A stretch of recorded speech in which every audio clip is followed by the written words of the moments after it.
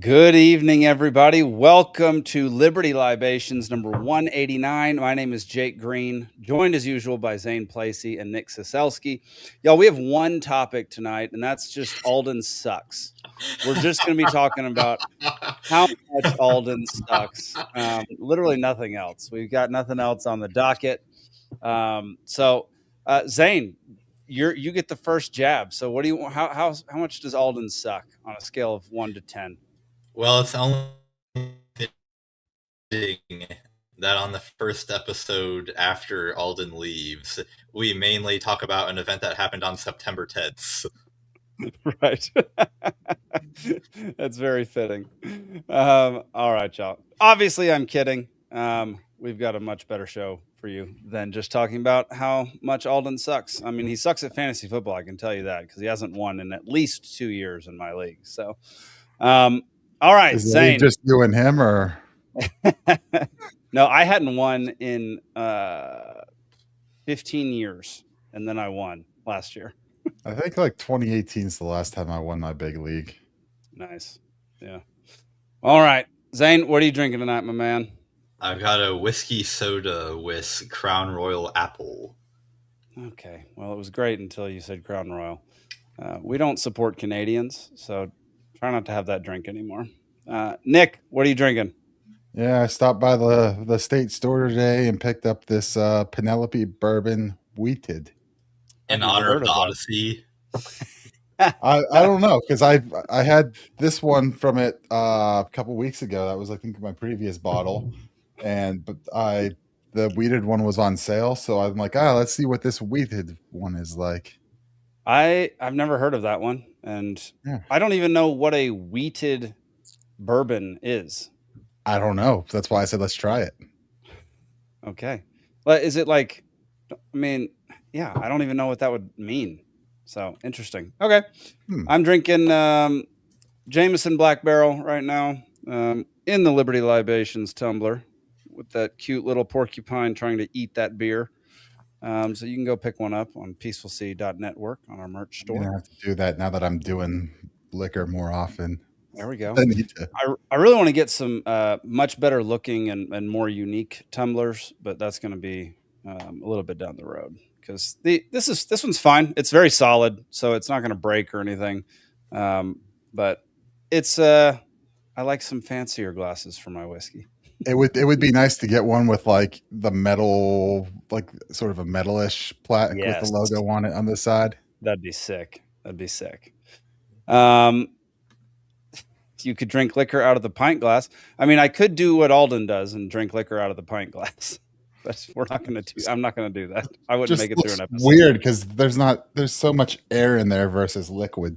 Have you seen Alden do it? His is filled almost to the top.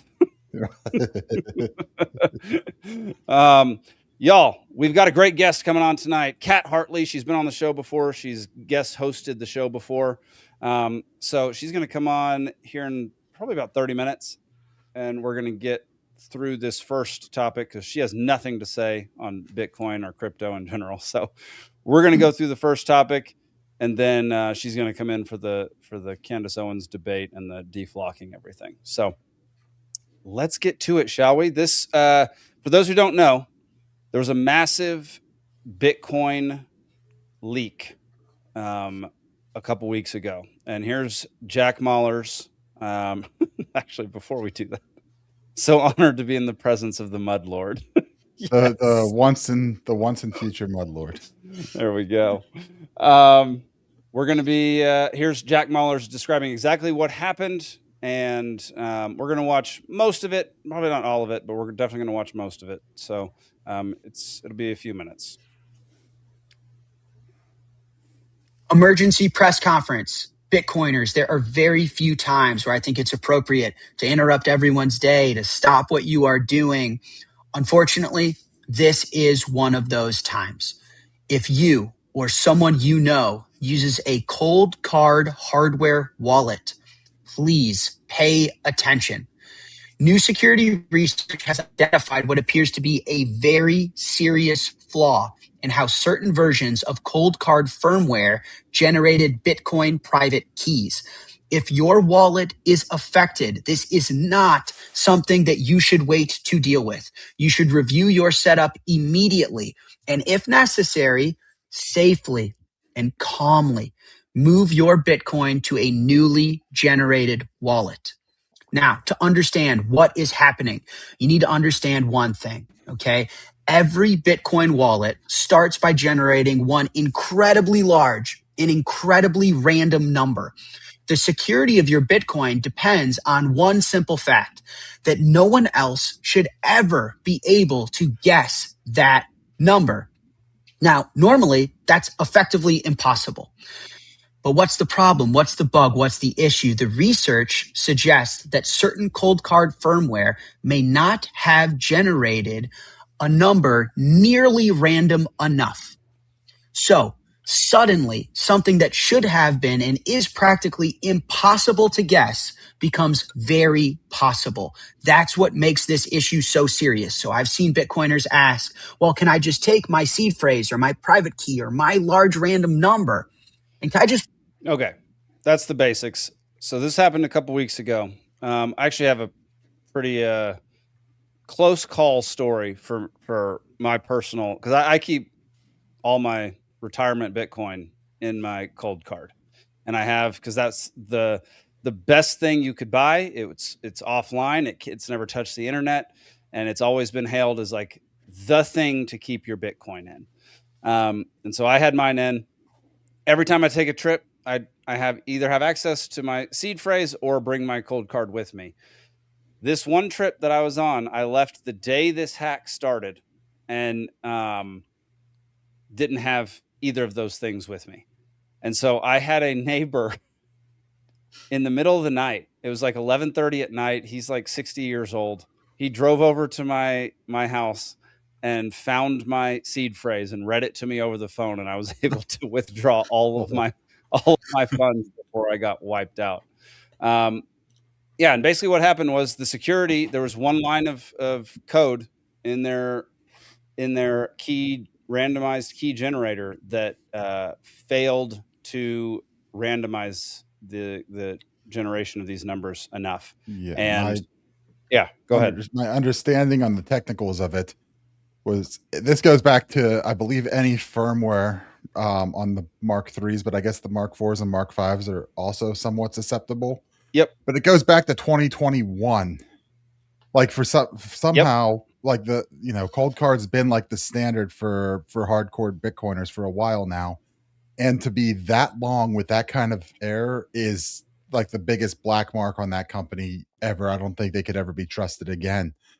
But what ended up happening was, my understanding on it is the chip that creates the entropy in generating it, so the randomness, was basically not being engaged. Mm-hmm.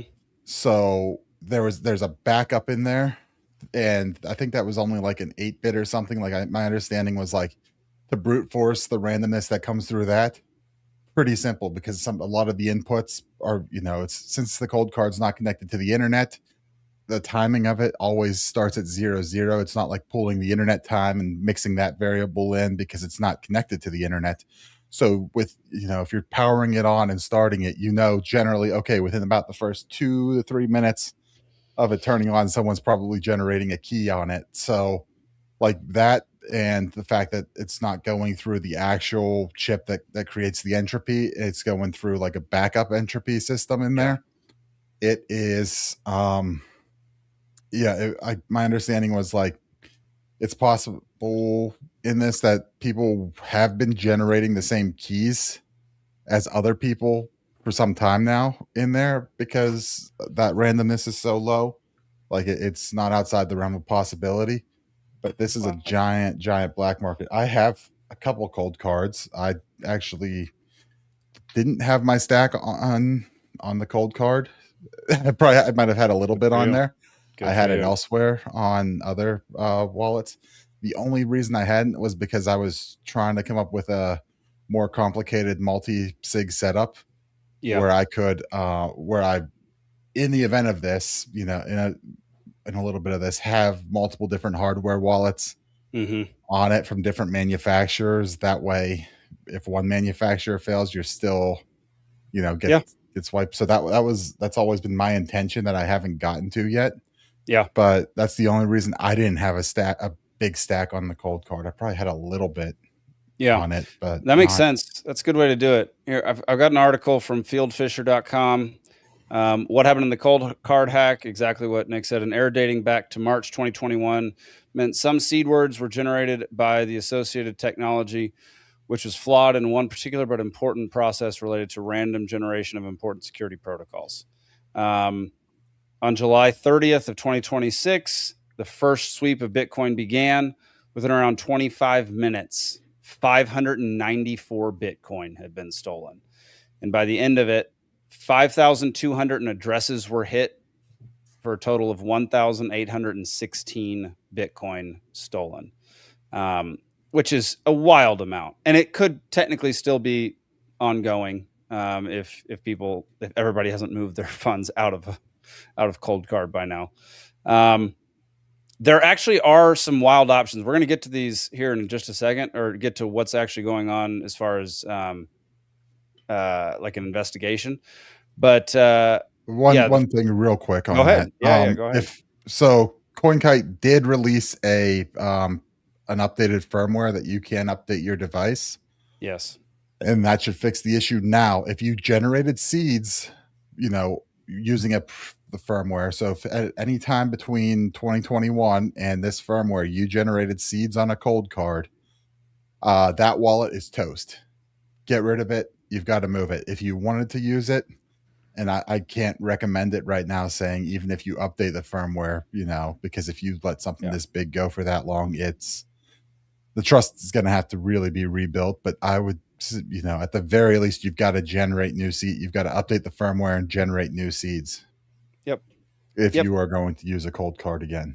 At the very least, they actually just released in the past couple days a new firmware update for Mark IV, Mark V, and the Q, which will allow you to have a little bit more security and not use their failed protocols. That's the thing. These things were supposed to be the most secure, right? They've got the brick me pin on it where, under duress, you can brick the device. You can, the shoot here marking on it where if you need to destroy it, this is what you destroy. Yep. Look, they thought of everything except the one thing that would allow people to steal all the money. Yeah. And you had one job. Like that was the primary thing. Like, just get that right. And you don't got to do the shoot me here stuff and the bricking the device. Like, if you get that one thing right, it's probably going to be okay. And yeah, the unfortunate thing is this will make a lot of people very wary about getting into Bitcoin, which is extremely unfortunate considering what is happening with crypto right now. And we're going to get to that here in a little while. But there are still plenty of ways to keep your funds secure. I would always tell people, get the ColdCard, use their protocols, do all that. Now I don't say that at all anymore. Yeah. No more ColdCard. I haven't decided what I'm going to now. Nick, I don't know if it Zane. was on your recommendation or on someone else, some other libertarian's recommendation who I know, but I've had a Trezor wallet for a while. And I know it was recommended to me by somebody, so. Trezor's pretty good. They also had a security breach of some sort like yesterday. That was not yesterday. There was something somewhat recently. For a minute. No. It has nothing to do with the security of the wallets. It has to do with customer information. Oh, that's right. That's what it was. They can have my social security number. Yeah, no, there's plenty of other options. There's Bitbox is a big one out there. Brian says he remembers when paper wallets were a thing. Seriously, that's wild. The Jade. Jade wallets. Yeah, that's a good one. Ledger, Trezor were generally, considered okay. I mean, you can question it, but also, like I said, the best thing that I want to do is set up a multi-sig with multiple different companies and their wallets there. That way, if one fails, you're still protected by two other companies using completely different ways of doing things. That's a really good idea. And like there are companies that help you with this kind of thing. And not all of them are fully self-custody. The one that I'm thinking of is BitKey, which is who's founder of Twitter? Dorsey. Jack Dorsey. It's his company. And it's a multi-sig where you, one person you trust, like spouse or whatever, and the company, they all have a key to the wallet. And so that's like an introductory method of using multi-sig, where you actually don't really fully own your keys, but it's relatively safe. They do that. Casa does that. Unchained Mhm. has a system for that. Like multiple people do the, you hold 2 keys, we're going to hold one. That way, if you ever, it takes 2 keys to move anything. If you ever lose one of your keys, then contact us. We'll provide the other key to you. And that way, we protect you a little bit. Yeah. Yeah. Brian says, fun fact, Social Security numbers are horrifically unsecure and we're specifically not supposed to be ID numbers. We've actually talked about that on the show before. This is the problem. So like for my job, I literally, this is not an exaggeration, look at hundreds of people's Social Security numbers every single day. And the only reason that's okay is because I don't know who they are. Yeah. Also, can you remember all of them? I mean, yeah, you might be able to. They were up until very recently just assigning Social Security numbers in order. They're extremely easy to guess. Yeah. If you know around the time that someone was born and what hospital they were born in. Yeah, you can figure it out based off of geographic location and time, because they were just incrementing. Yeah. Up until like very recently. So $89 million, which is way more now. It's going to be over $100 million have been stolen so far. But you can, if you had Bitcoin that was stolen, your options are basically these two. The first involves seeking recovery of a victim's Bitcoin through a tracing claim with reference to the public ledger that records movements of Bitcoin between wallets. If stolen funds have been sent to an exchange or other service provider, lawyers acting for victims will be able to seek urgent relief in the form of court orders. The second relates to any possible wrongdoing by CoinKite, which the fact that they're still operating is kind of shocking to me. Like, this was such a massive blunder. They lost people over $100 million worth of Bitcoin at this point in time. Like that. I don't know how you can recover from that when you're supposed to be a vault for people's Bitcoin. Like this is like Liberty Safes when they chose to have a master key and give it to the law enforcement. It's like, why? Yeah. What are you thinking? Like, your job is to keep it safe for the customer that bought the dadgum safe. So why are you giving out the key to law enforcement just because they ask you to? It's really strange, man. So yeah, what a cluster it was. I mean, I was in full panic mode for about 10 hours while I was trying to get my neighbor to go find my seed words. It's a real mess. And there's ways to handle it, like it said there. So last I checked on it, like, laundering that amount of Bitcoin is now it's clearly multiple different actors in these different waves. The wave one was just one, I believe. Yeah. So there were 3 waves, 4 waves? Might be 5 waves at this point. Yeah. So there are multiple waves. Wave 1 was one individual stealing all that Bitcoin. Wave 2, it was a whole bunch of thieves realizing how he was doing it and starting their own hackathon. And then that just continued as the days went on. Yeah. The good side is laundering that is very, very difficult, because everyone knows what was stolen, because the ledger is. It's I mean, I think it's less difficult than you think, man. There's ways to do it, but from what I was seeing, stuff, yeah, they were tracking it all the way to, what is it? That dual, because the Goofy Casino online that always gets goofy people doing weird stuff. that dual, I think it's Dual Casino. Like they tracked like $5,000 or something moved there. Interesting. But like it's so far out there that like you have to be fairly sophisticated because the tools that track that are fairly sophisticated. I mean, they were, I was listening to one podcast. He was saying they were tracking it through like some of the mixers and through some of the conversions, like the decentralized conversion systems, to try to get it into like Ethereum and move it there. Like you could kind of easily tell where things were going through there. So that's fair.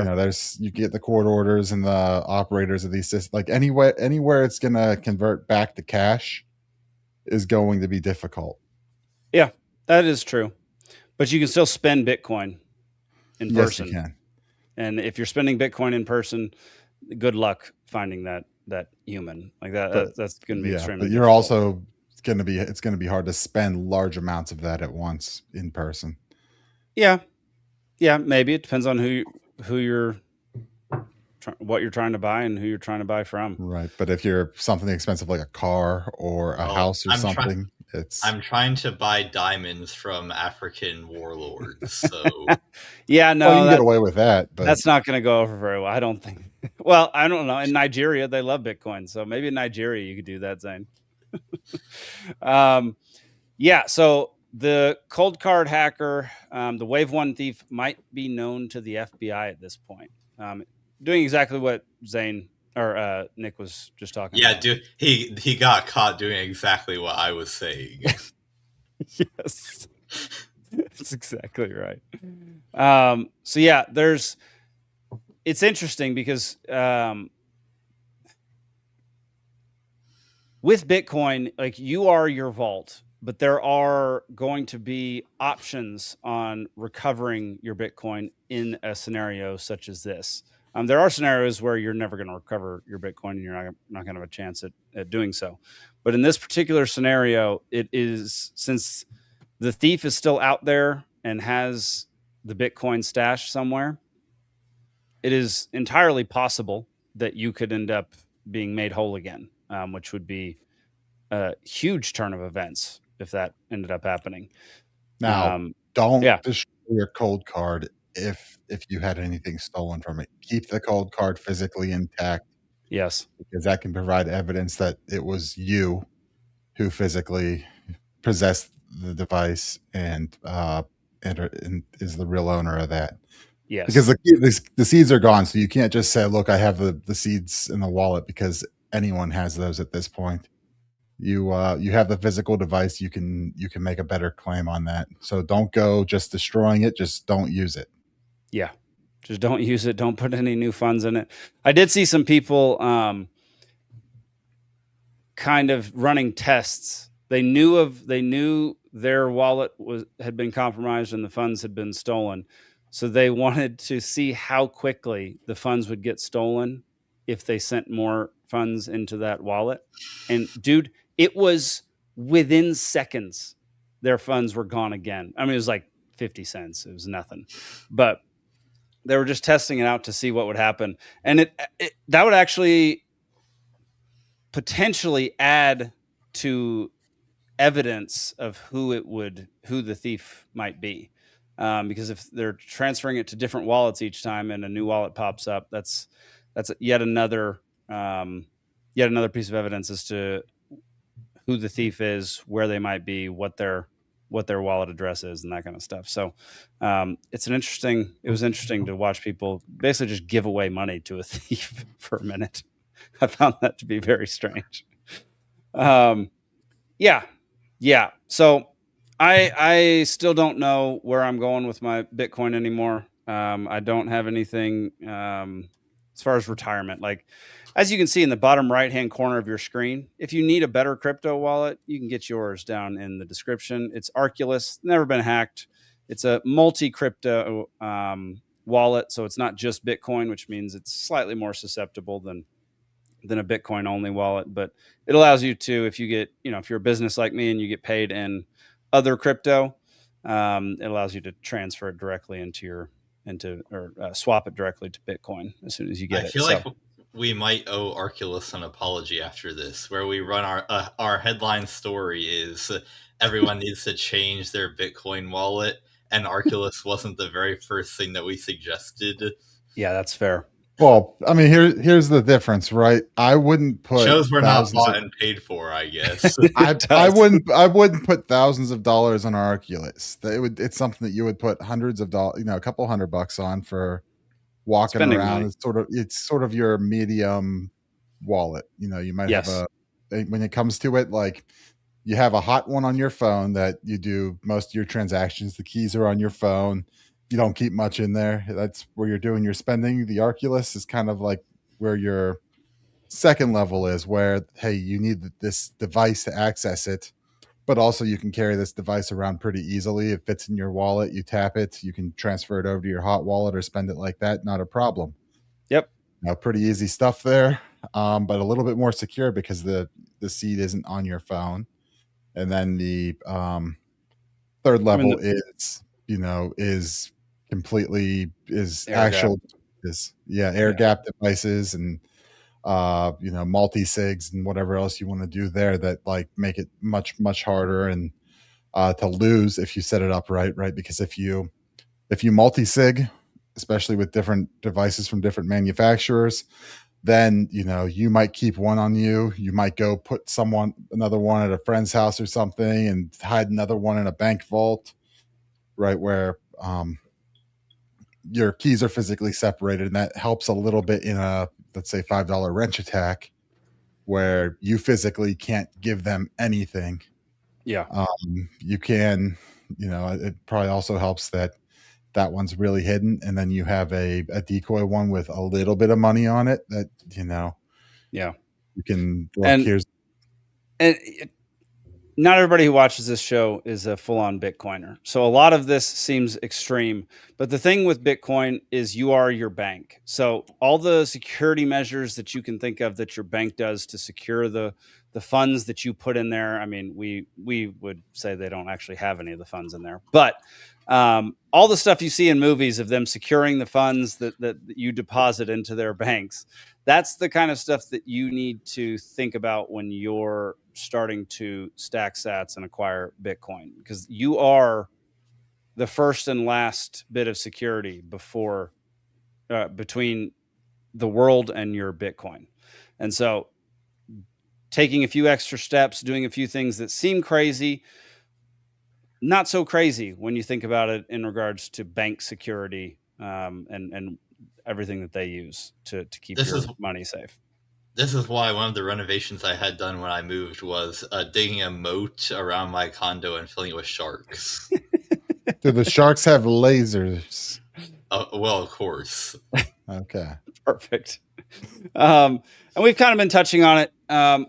Look, privacy is a big deal to libertarians in general, and to the Bitcoin community, it's kind of been a sticking point for some folks getting keeping people from getting into Bitcoin, because in the past, Bitcoin hasn't been all that private. It's a open ledger. It's a public ledger. People can see all the transactions that happen. If you get identified with a wallet, that wallet's going to stick with you forever, and people are going to know what's in your wallet, how many Bitcoin are there, that kind of thing.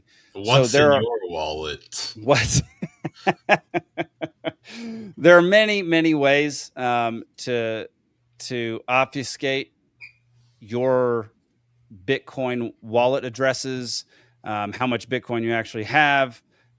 We can go into that. Actually, we should do a full episode on that at some point, Nick, or do like a side episode on that for the super Bitcoiners, because there's a lot to go into with that. But we actually talked to Lauren Rodriguez. Her husband's in jail for doing something very similar to what we were just talking about, which is making Bitcoin far more private, so that they can't be seen by prying eyes, so that they can't see every single.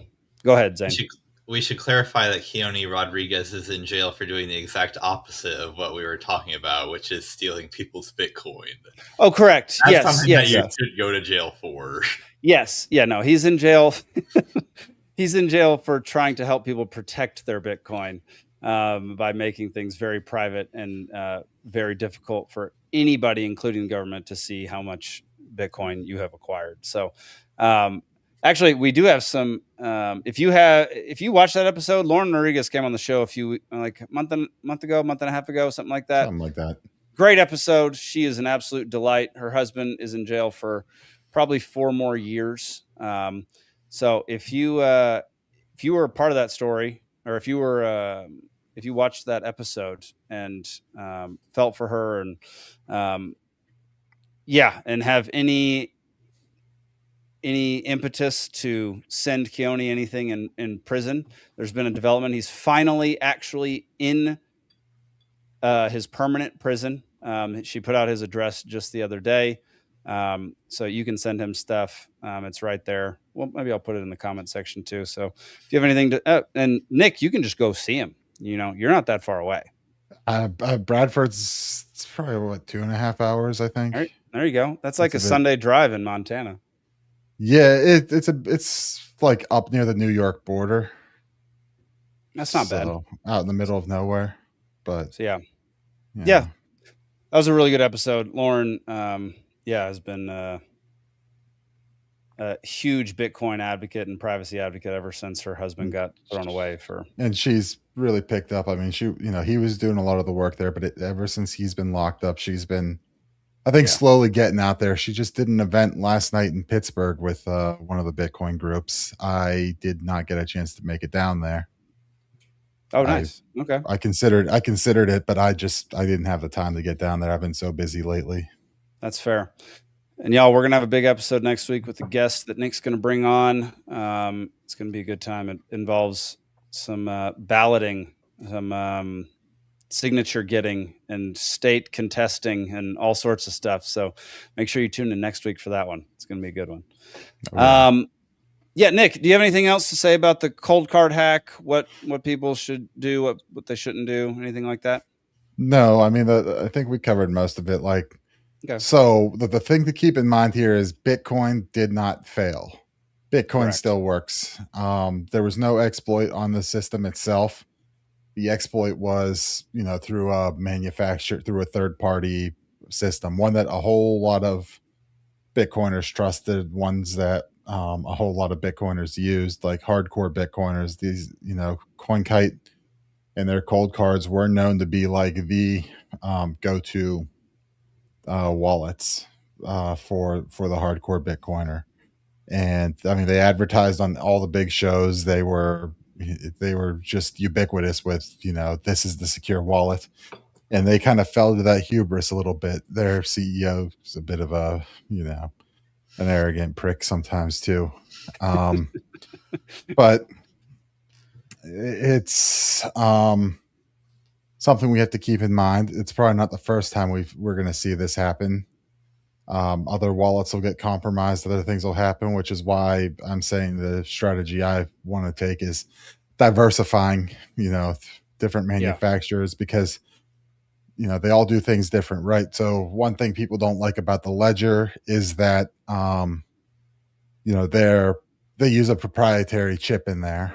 And so, the concern is, hey, we can't see what this chip is. We don't have the specs on it. We can't try to break it. And Ledger's argument is, right, you don't know what it is, so it's going to be that much harder for you to figure out what's going on in there. Meanwhile, CoinKite's using open source equipment. And right. So their standard is, and I think Trezor uses open source too, and some others. And their argument is, hey, people have been able to look at this and find the exploits. Therefore, we work out the bugs on it before it ever gets to you. So some mix of that, where this is really hard because you can't tell what's going on, but you're trusting that we are actually secure. And hey, everyone's had a chance to look at this and figure it out. Some combination of those two probably results in better security than just relying on one way and one manufacturer and hoping that someone acted completely correctly the whole way through. So that's the thing to keep in mind is diversifying your security on it. I think this is such an aberration that a company like that would be so would let something that big slip through and not test and not figure out that, hey, our entropy is not working right, and not see that real quick. Like the trust from that is gone. Yeah, But I wouldn't advise going anywhere near CoinKite again. Yeah. So, but the other thing is to the there's other threats out there too that are more likely. The $5 wrench attacks. What he means by that is somebody's assaulting you on the street with a wrench and forcing you to give them your Bitcoin, or breaking into your house. So, like I said, if you're diversified with keys in different places and decoy wallets that have a little bit enough there, and you keep a rifle next to the bed and whatever else, you're and you have a dog, all things that in a security system, all things that, help eliminate these threats. Yeah. And things you should probably be doing anyway, because having dogs is great. And I actually have fun. my wallet key. Each individual digit I have carved into a random tree on my mountain. So you have to find the exact order of the trees, and you have to find all the trees. Like it takes me a long time to actually, get access to my own funds. That's the best kind of randomization I can think of. Pretty good security there. If you actually did it. Yeah, no, that would be wild. Can you imagine actually like I can't even picture doing that with just the seed phrase. Like that would take forever. Yeah, stamp your seed phrase into a bunch of metal plates and go nail them on a bunch of trees across your property. Actually, yeah. Hang on one second. I'll be right back. No, what you do is you commission a custom run of sweethearts and print all your seed phrase words onto those, and then just have some of those hanging around. But if they ever get wet, then bye-bye seed phrase. If you stamp it into like titanium, then go nail it to a bunch of trees, and then some sort of you could probably come up with some way to put an RFID tag or something that you can find. I don't know. There's ways you could do it. I had my seed phrase for that ColdCard on this washer. Hold it up. You did the wash. You did the camera. It's a titanium washer. It's super thick. That's a way people. That's one way to do it. I have titanium plates I've stamped mine on. Yeah, I did I've got the washer stampers. Yeah, it takes a while, but it takes a while, but it's worth it. And like the one thing, even though like you can lock it in a fireproof safe or whatever, or a fire resistant safe, but like even if your house catches on fire and everything burns, like if you have it on titanium in a safe, in a fire resistant safe, you're going to be able to get in there and get that titanium plate and still be able to decipher it. Yeah. And get your funds back. So yeah, I would highly recommend titanium stamping. I fully plan on acquiring so much Bitcoin that I can just have a little bit to spare and go bury it in the middle of nowhere, and then create a massively long treasure hunt for people to go find it in 100 years. There was this guy a couple years. I think it was like back in the 80s. Yeah. Some rich guy had like $3 million worth of buried treasure and wrote a poem.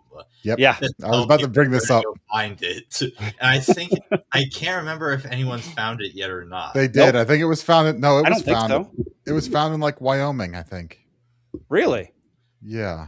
Yeah. Okay. I think it actually was found, because after a couple years ago, it was found. Like, multiple people had gotten within like several hundred feet of where it eventually was and didn't find it. Interesting. The Fen treasure? Yeah. Yes. There you go. Yep. Let's see. It was only a couple years ago it was found. But December 2022. $1.3 million in sales. Sorry. There we go. Let's see. He died in 2020, and it was found 2 years after his death. That's nuts. He was 90 years old when he died. I want to see. I don't want to see deaths. Just show me the dadgum. Okay, whatever. The Fenn treasure was a cache of gold and jewels that Forrest Fenn, an art dealer and author from Santa Fe, hid in the Rocky Mountains of the United States. It was found approximately a decade later in 2020 in Wyoming by an anonymous treasure hunter, later revealed to be former journalist and medical student Jack Stweff.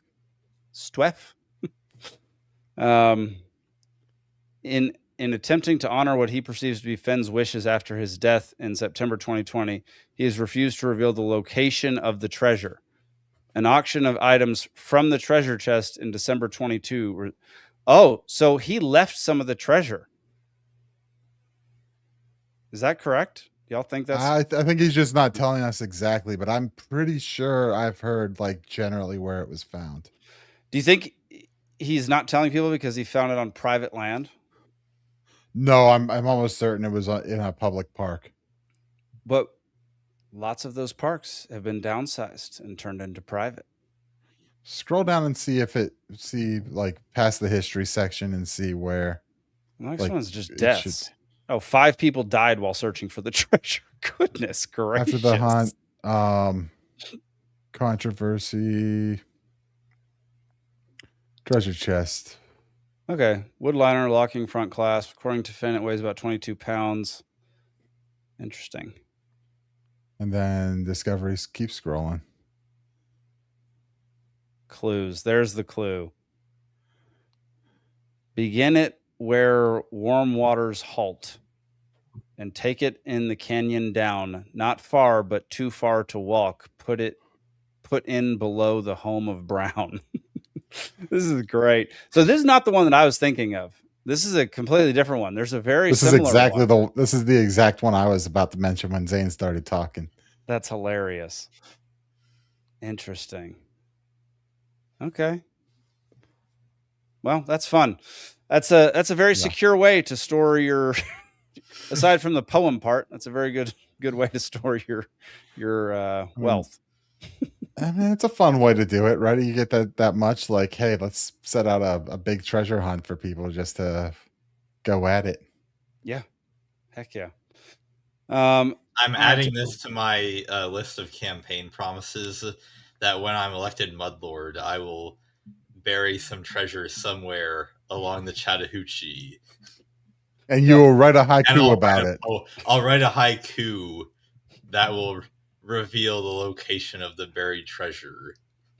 I feel like that's almost bribery. It's just right on the border of bribing. Bribery was in my list of campaign promises already.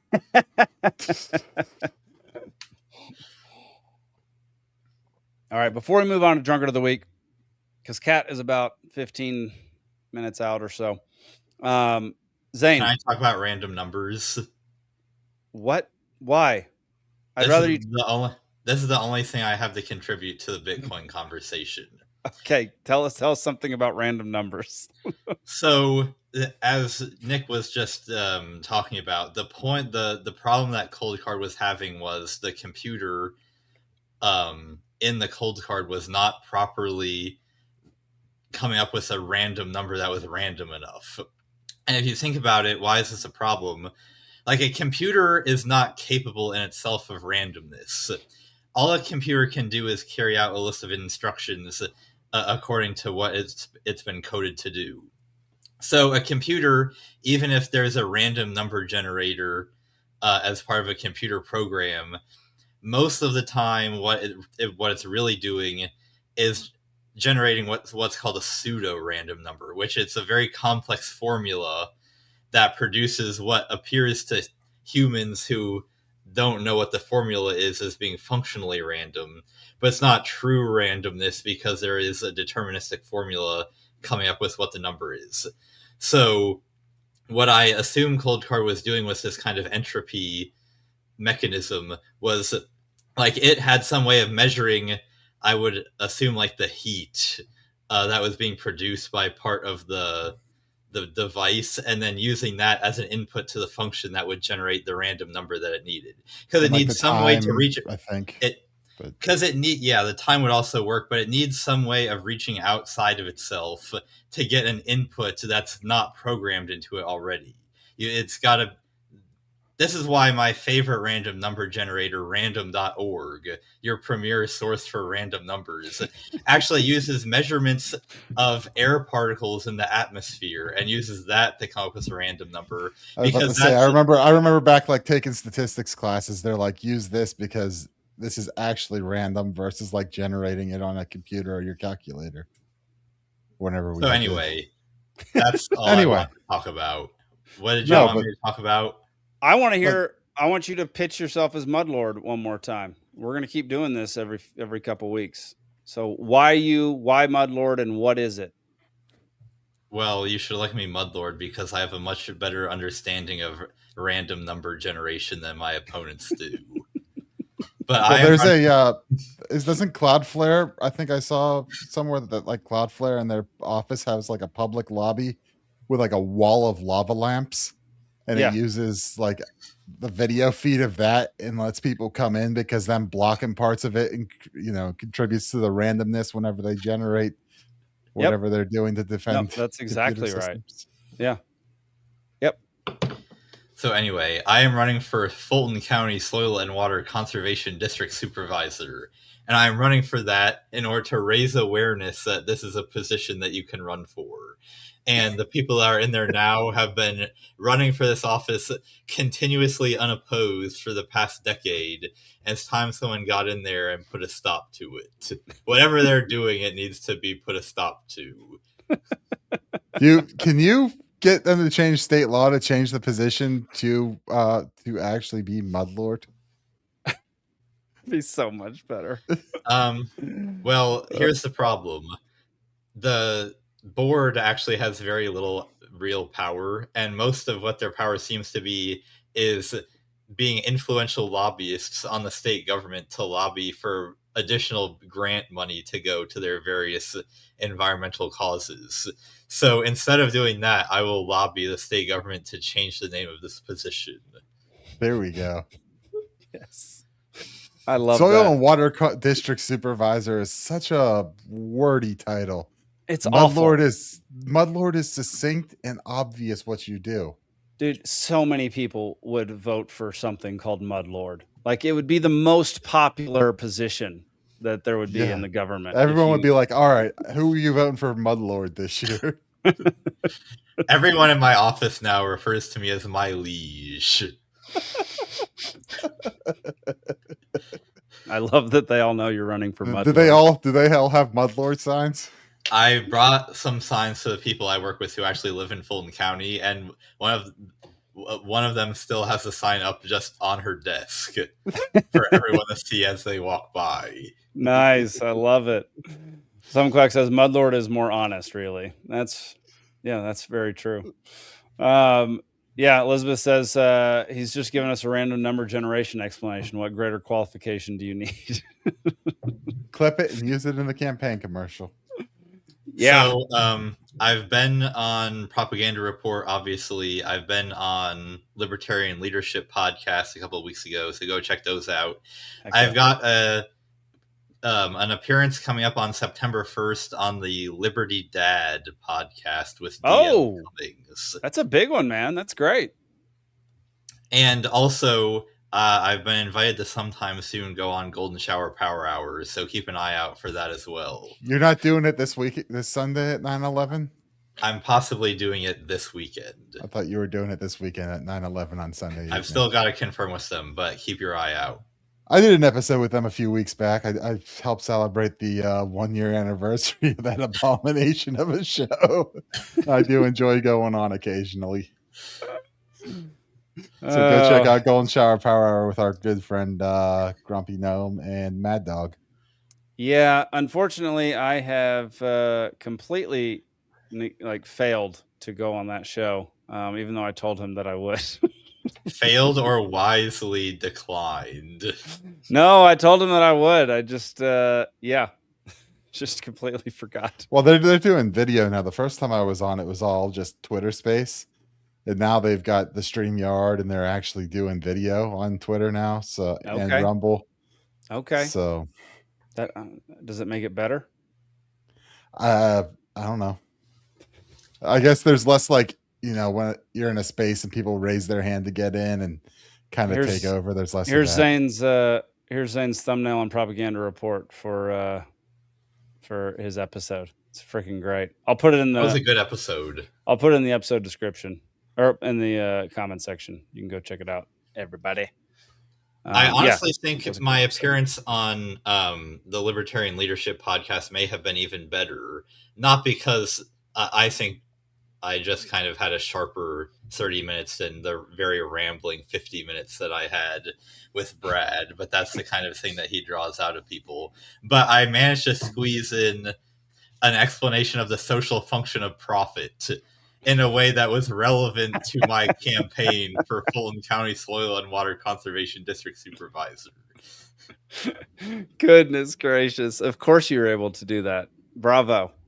All right, y'all. Go to voteplacie.com. Check out his website. I just put one of his interviews down in the chat. And if you or your friends live in Fulton County, Georgia, vote for him or tell your friends to vote for him. Reach out so we can get you Mudlord signs so that more people know to vote for him. Heck yeah, these signs have to start going up here pretty soon. Let's go. At all the early voting locations, especially. Heck yeah. Do it. Get out there. Go to his website. Get a sign. Put it in your yard. Don't do blackface with mud. Don't do that.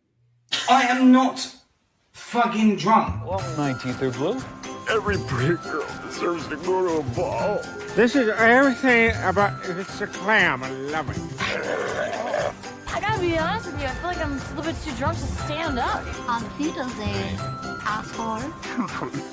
I'm drunk right now. All right, y'all. Welcome to Drunkard of the Week, the part of the show where we show somebody saying or doing something that can only be explained if they're drunk, but they're not. You can submit your own nomination through X or our Discord. You can tag us on X at Liberty Libation or hashtag Drunkard of the Week, or you can join the Discord, join the Hodler Media Club, and submit through our private channels in the Discord. You can also hang out with us and a bunch of other cool folks who are in there. So go check that out. Go submit your nominations. This week's winner for Drunkard of the Week actually requires 2 pieces of information to set it up for those out there who don't know.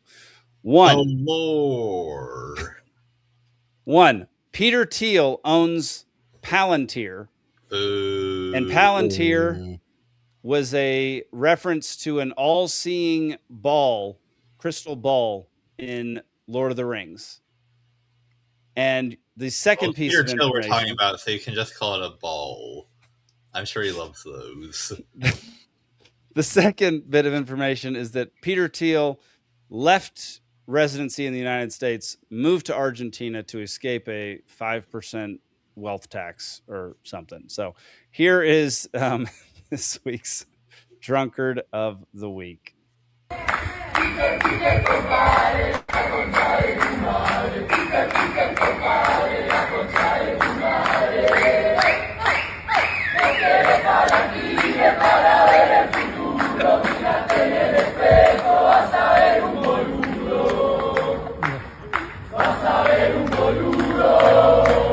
We want to be free to do what we want to do. Yeah. We want to get loaded. Yeah. And we want to have a good time. That was a group of Gandalfs protesting outside Peter Thiel's house in Argentina, screaming some things that I'm actually not going to repeat on this show. I had it translated, and it's funny, but it's just a bunch of language that I'm not planning on using. I mean, this is kind of funny, but are we sure he turned into these Robot guys Zane aren't again. retarded leftists? Because I always am very caught. Oh, darn. No, As you're I was good. saying, You're good. are we sure that these guys aren't... What? Sorry, you're on a delay now, Zane. I'll even... I don't know what you're getting at, right? You're asking, do we know that these guys not? How do we know these guys aren't retarded leftists? And they probably are, because They probably is the are. kind of Who thing that cares? leftists do. It doesn't matter. This We is can dislike the same. genius. I enjoy it. It's funny. what I was saying was these people look like they're leftist retards. Yes, they very well could while be. you were gone, I explained that to the people because I understood what you were getting at. But Zane, it doesn't matter. We like to form single issue coalitions with people that we disagree with. And so let's do that with these Gandalfs, because that's way more fun than literally any other protest I've ever seen. Just like the flock stuff we're going to get into. Like there's a whole lot of retarded leftists running around that, but also there's a whole issue with it. So, look, I'm all for coalition building, as long as we don't overstate the amount of common ground that there is. And for one thing, these people look like they're very good-natured protesters. Like, I would much rather have these guys around than the agitators that come out whenever there's a police shooting in the U.S. Right. They're having fun. They're not hurting anything. They're just standing there on public property on a sidewalk with a sign, dressed in costumes, and just kind of dancing and chanting. It's great. Yeah. I love it. Huge fan. Keep up the good work. I hope you get something done. It's like it's not like the angry leftist screeching that like we often see around here. Yeah. No, they actually have cultural taste and good cultural taste because they like Lord of the Rings. We can all agree on that. Did you guys see the interview that Peter Thiel was doing with, I forget who it was, but the interviewer asked him, "Do you want the human race to survive?" Yeah, and he hesitated. Yeah, no, there's something wrong with Peter Thiel, for sure. Well, I don't know, you know who Marty Bent is, right, Jake? Yeah. Well, he ended up like he'll occasionally make reference to the fact that he attended some of like the Peter Thiel lectures on the Antichrist, which was like to a private group of people, no cameras allowed, no recordings allowed. It was like 4 sessions of it. He attended like 2 of them, and that's just a really apparently because he was just bringing it up on an episode I listened to of his show because I was a bit behind working through it. He was like, yeah, he actually at one point went through and was like explaining how he actually couldn't be the Antichrist.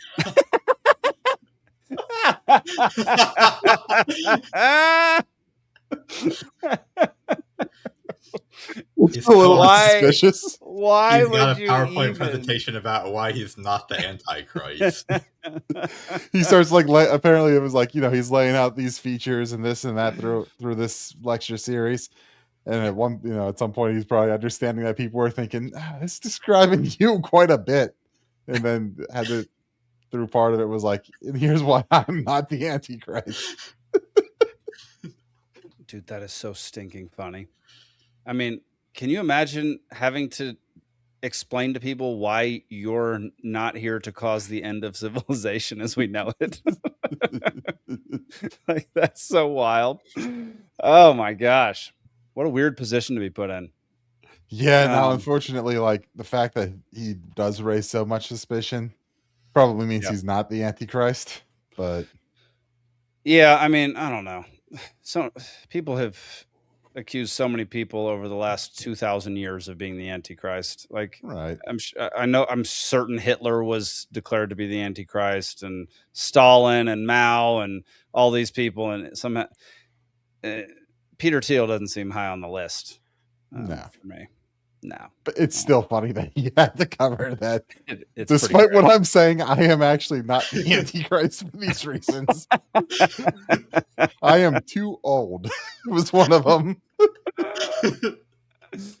Oh goodness. All right, y'all. We're still waiting on Dadgum Cat to get her dadgum butt on the Dadgum show. So, any chance Steven didn't jinx himself and hopping on? Steven absolutely jinxed himself. Right when he messaged that in the Discord, Steven, about an hour before the show, messaged in the Discord and said, y'all, I don't want to jinx it, but it looks like I might be able to come on tonight. Of course, that jinxed it because he's not here and it's been an hour. So before Cat gets here, y'all, head on over to peacefulsea.network. Check out some of our merch. You can buy an Oculus wallet straight through the website. You can buy any of these with Bitcoin, as well as 8 other merch items that I'm currently putting up here. You can join the Hodler Media Club. You can also buy some of our sweet new merch from Philosophical Fall Guy, including, this is my favorite. Actually, I've got a few favorites here. I love this design from Philosophical Fall Guy. There you go. It's yeah, it's got the thinking man with the third eye and the stunt man falling out of it. It's great. I love that. Oh, I see what yeah, interesting. Yeah. Alden designed a ton of the stuff in the merch store. We also, even though he's not on your screens, he's still in your hearts.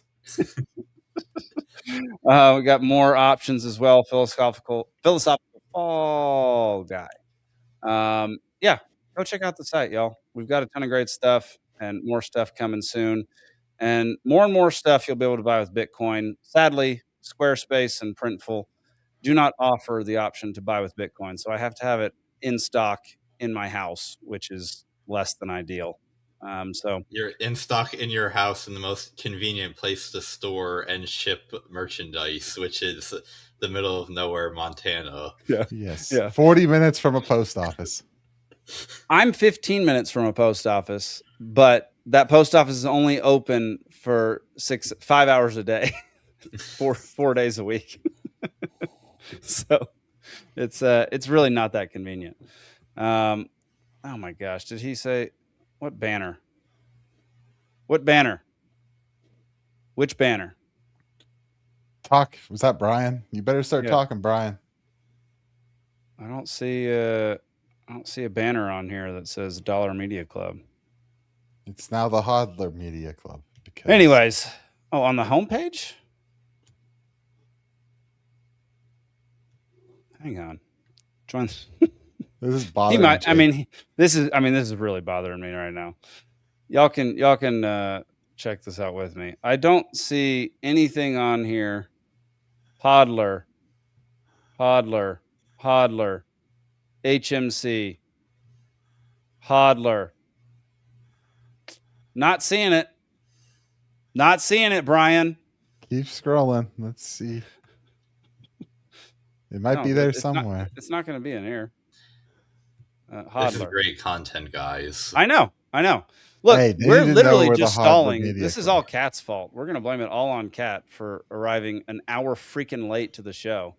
And I thought she's doing anything important. No, she's just earning income for herself. Yeah, who wants to do that when there's a show? Yeah, who does? Who wants to do that when we get paid $2 per episode? Hey. She doesn't. She's just a guest. You're not supposed to reveal contract details, Zane. It's not $2. It's a specific number of sats, and those sats gain in value every single day. So, well, they have recently. Yeah, they are right now. They were going down for a while. Yeah, but it's going back up, y'all. It's been hovering around 61, and it's up to 72 today. Bitcoin is. It's pretty exciting. Back in the almost bullish market. A lot of my stack was bought under 30, so I'm, I ain't mad. Yeah, if we're above 30, I'm doing just fine. Yeah, no, a ton of ours was bought under 30 as well. Yeah, I like it. It's great. So. All right. Well, Cat's going to miss the beginning. So we're going to go into it. We're going to talk about the Candace Owens, Andrew Wilson debate for just a little bit. Before we do that, we're going to watch this genius piece of AI cinema. Boo. Get this slop out of here. Quit being a boomer, Zane. This is your last chance. After this, there is no turning back. You take the blue pill and you can just keep saying, so what? You take the red pill. You learn everything about the Tyler Robinson case.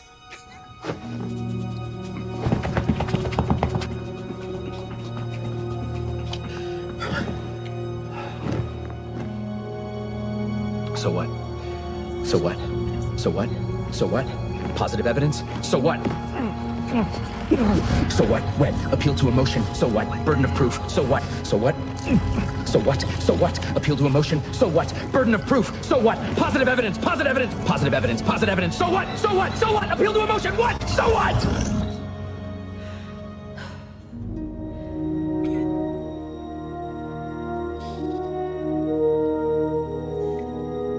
Stop.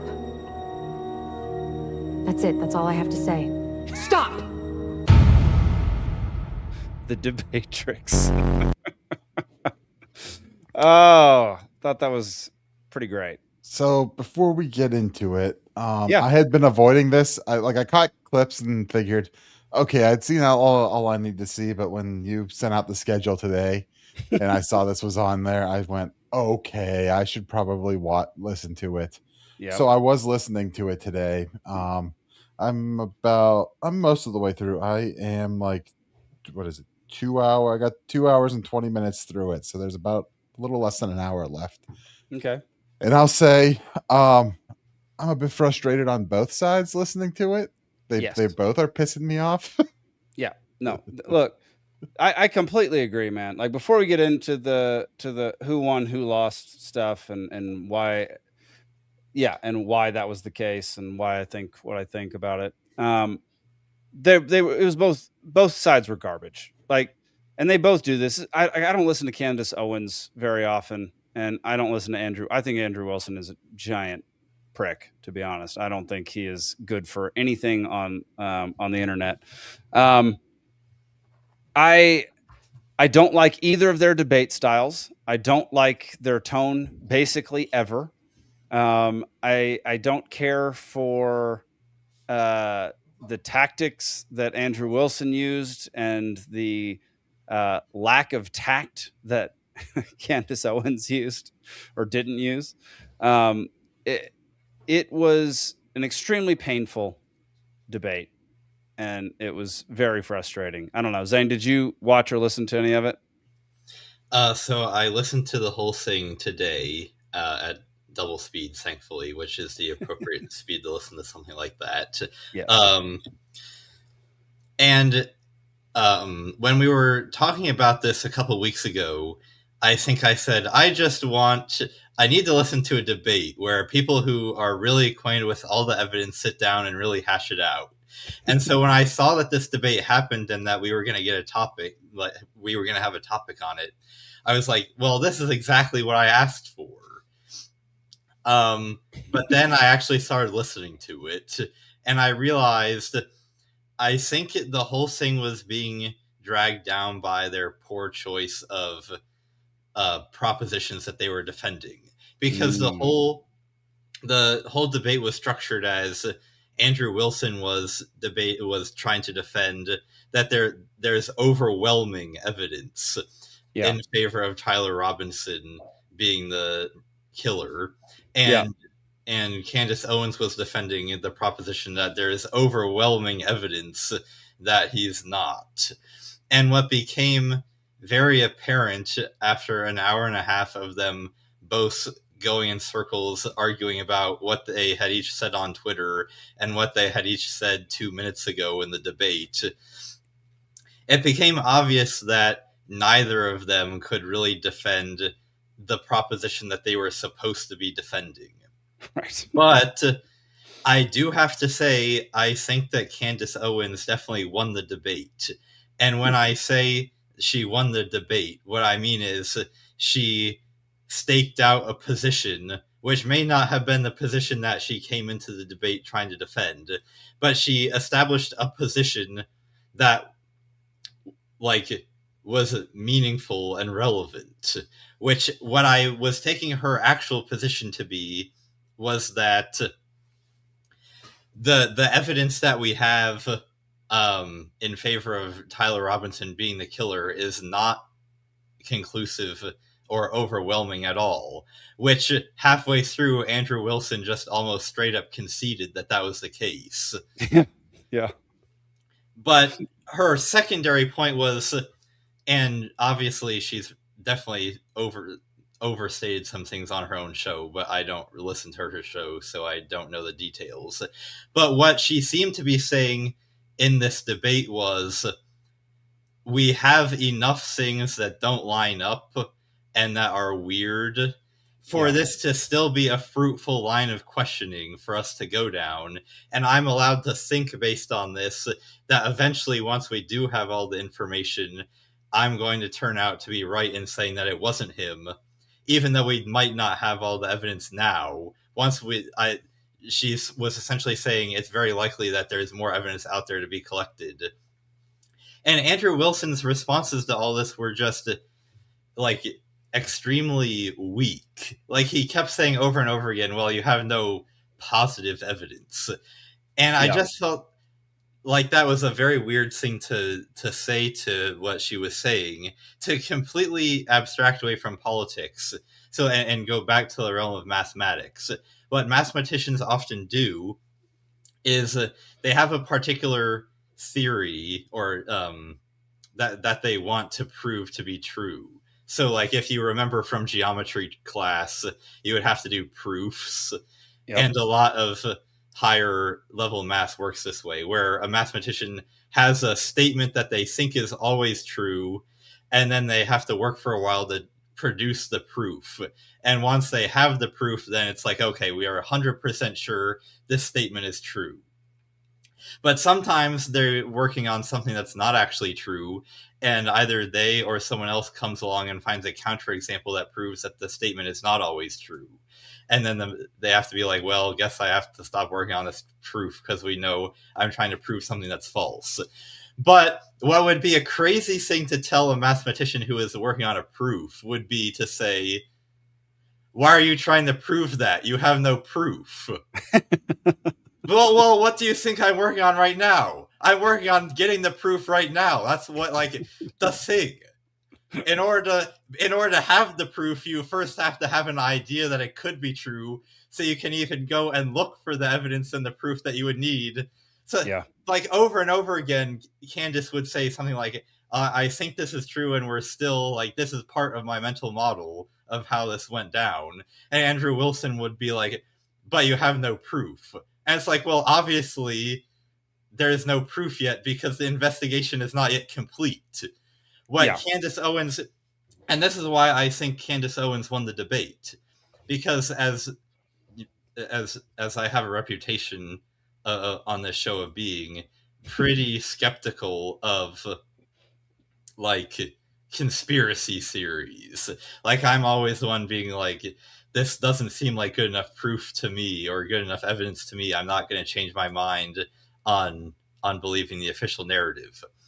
And what Candace Owens successfully convinced me of, as someone coming in with not a lot of background on either side, was that there is enough there to merit the continued investigation into it. And Andrew Wilson just completely fell on his face in trying to say, no, the there is so lacking that you should not even look into it at all. Yeah. I mean, it was, you're right, man. It was a rough debate all around. But before we go any further, Cat Hartley, welcome to the show. How you doing? Hi, I'm good. How are y'all? Great.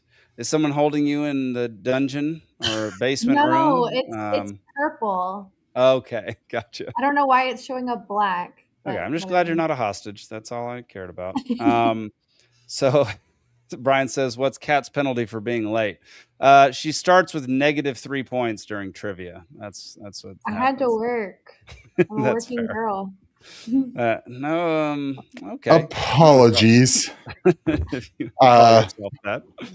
Apologies. No worries. No, I think the dog's stomach is upset because I heard her making noises and she begged to go outside and then tried to eat a whole bunch of grass and then ran into the bushes and now she's laying on the bed and I'm hoping she doesn't puke all over it. I'm kind of hoping she does. Well, all right. Luckily the comforter that's on there, she's already torn a hole in and I have a new one downstairs I haven't put on yet. So there we go.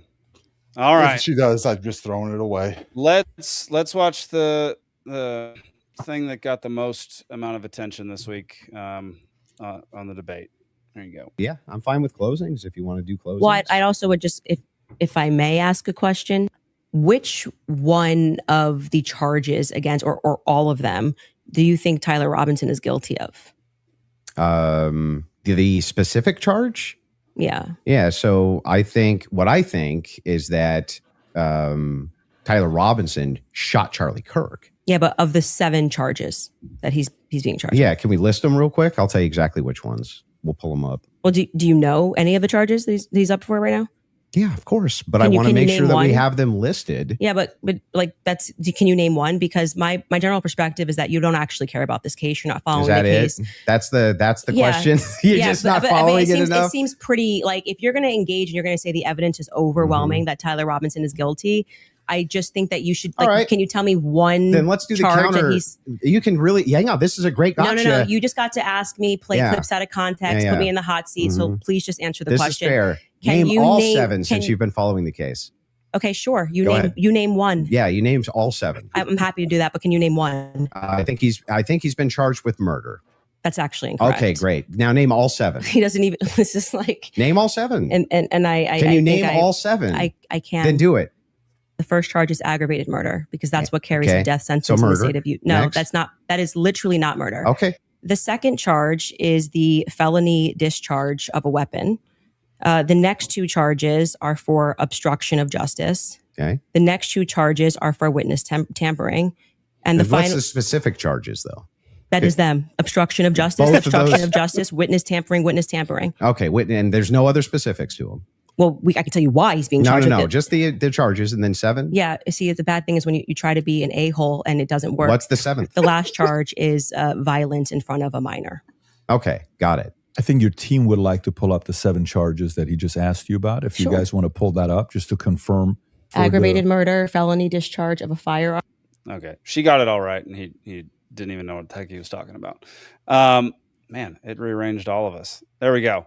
So, Cat, I'm interested to hear what your thoughts are on what happened during the debate, because we've discussed it a little bit before you got here. And I thought the debate was garbage. I didn't think anybody did a very good job at anything. So I want to hear what you think. I think the reason why Candace didn't do a good job is because her opponent didn't know anything. And so basically their argument was just about like semantics and like how to argue and stuff like that. So it wasn't even really about, and it was like he kept like showing videos of like Erica Kirk and talking about like trying to get her to say things that like made her look bad, but it like really didn't have much to do with like the actual case itself and bringing any of the overwhelming evidence that he thinks that there is to charge Tyler Robinson. Like it was really sad. Yeah, this was the disappointing thing about the debate. Like, I was prepared for a 3-hour-long debate. I was like, wow, they're going to get really deep into all the evidence on both sides. And it's like, no, they really didn't do that. And this is part of why I think Candace won, is because she seemed much more willing to have that conversation. And every time it got too close to, like, the actual evidence, then Andrew Wilson just kind of pivoted this some nonsense that was not relevant. I think you're generally right, but also she spent a whole lot of time, and this is what really frustrated me, like, arguing with him that, like I said, I've listened to most of it, not all of it, but the part I think last listening to, or pretty close to last listening to, was like, he was like, I want to ask you just a couple direct questions and you give me direct answers. And then she goes on a tangent about, you're not deposing me and I'm going to answer them how I want. And like this whole it's this whole tangent of, I can, I'm going to do things how I want here. And I'm not bound by your rules on this. And I mean, like, it's clear make sense for him to do that in a debate about the case. Like, why ask her questions about what she's written on Twitter about Erica Kirk or all that stuff? And I think that's fair. Obviously, she probably spent too much time like explaining herself, but I think she was already kind of fed up by the fact that it had already been like an hour and a half of nonsense.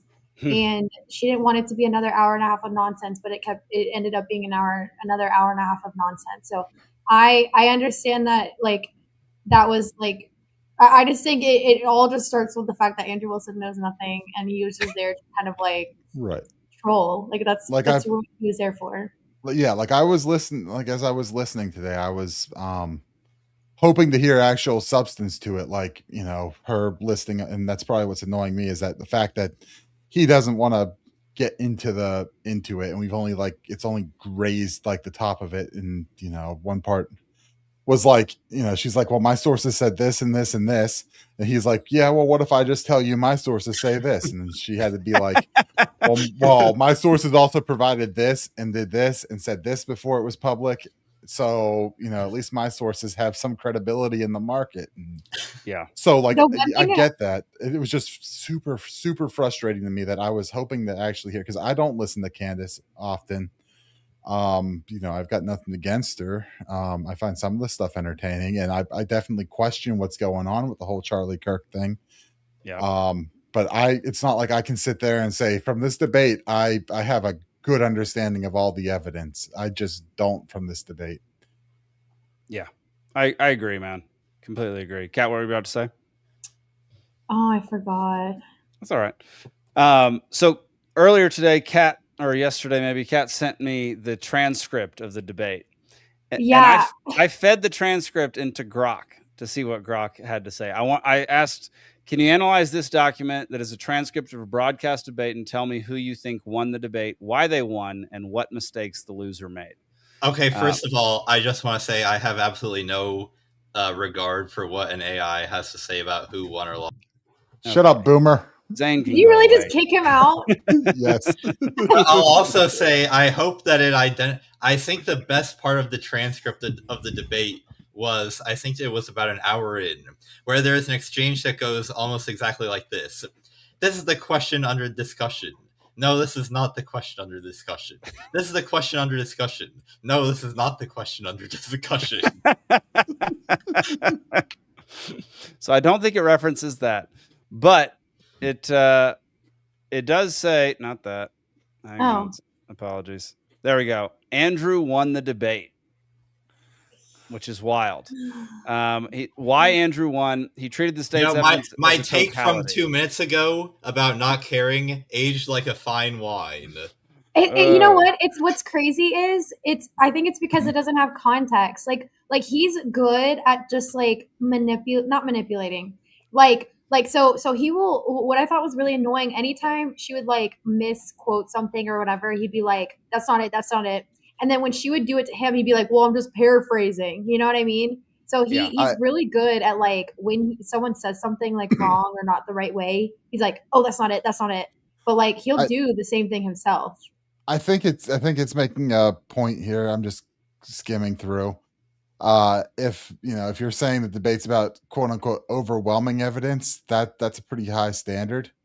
So overwhelming evidence is just so convincing to him. That's never been the definition of overwhelming evidence ever. I don't know why he redefined it. But from listening, I haven't heard a whole lot of evidence in it. I've heard a whole lot of back and forth of them arguing about this and that, but I haven't heard just like facts listed and thrown. She tried to do that, but since he doesn't know the facts, I get that. He can't just say, he can't argue with it. It's so annoying. Like I don't understand. I mean, I know that he probably, this is what Patrick Bet David, I watched part of like his like recap of it, and he was like, Andrew spent $300,000 for $50 to $200 million worth of ad value. You know what I mean? Like the amount of people that saw him, all the sponsors, like all like he pretty much like made more than what he spent on it. But at the same time, like, I don't know. I don't like, and you know what? And did you hear like the PBD guys like talk about it? No. They were like, oh, both of them won. No, actually the audience won. They're the true winners. The audience lost. The audience completely lost that. But I was just about to say that was the fact that the thing that Grok's not taking into account is that Andrew spent $300,000 for that to happen. No, he can't win when you spend $300,000. Yeah. But it wasn't him. It was CPUSA, right? Because of the little debate seminar that he did, And when you're saying there was, $50 million of ad revenue. No, not ad revenue, value of like, so the same amount of money he would have spent, like like $50 million worth of like spending it on like an ad company. You know what I mean? Like getting that like type of outreach. He only spent 300,000. That's what he was going to make the point. But when you spend 300,000, because I was about to say it's PVD's show, he makes the money on it. But when you spend that kind of money to look like a clown, I don't know if you can claim that as a win. Because I mean, I don't listen to Andrew Wilson. You know, I've caught the clips of him. You know, on like, I mean, because the clips of him circulate on what's the one? Yeah, that's it. Whatever. And he's such a good debater. He goes on the whatever podcast and debates literal prostitutes. I know. You're talking like Ben Shapiro college level, like debating blue-haired leftist shit, right? Like it's not a challenge, and it's not all that. But you see the clips circulating, and like, you know, that's not hard to do. I think he did actually a good job. There were 2 times where I did think he pushed back to the things that Candace would say, but like, so I watched Ian Carroll's recap, which was like 6 hours long, and sounds like Ian Carroll. And well, he was watching it and then like pausing and commentating, but he would so he would say like, this is what Candace should have said. Like, she didn't know how to like, because she knows so much about the case and she's actually following it. She didn't know how to like take all of that knowledge and like bring it to a level where like Andrew, like to put it, like to give all that information all out all at once in order to like make a good argument, if that makes sense. Because it's hard to like explain to somebody what's happening if they don't know what's happening, and it's so much. Then, you know, she kept saying like, go watch my show, go watch my show. But the 2 things that I think he pushed back on that I think were good was whenever he said, oh, you have been going around, even though this has nothing to do with the actual like subject of the debate, but she was saying that Erica should be questioned.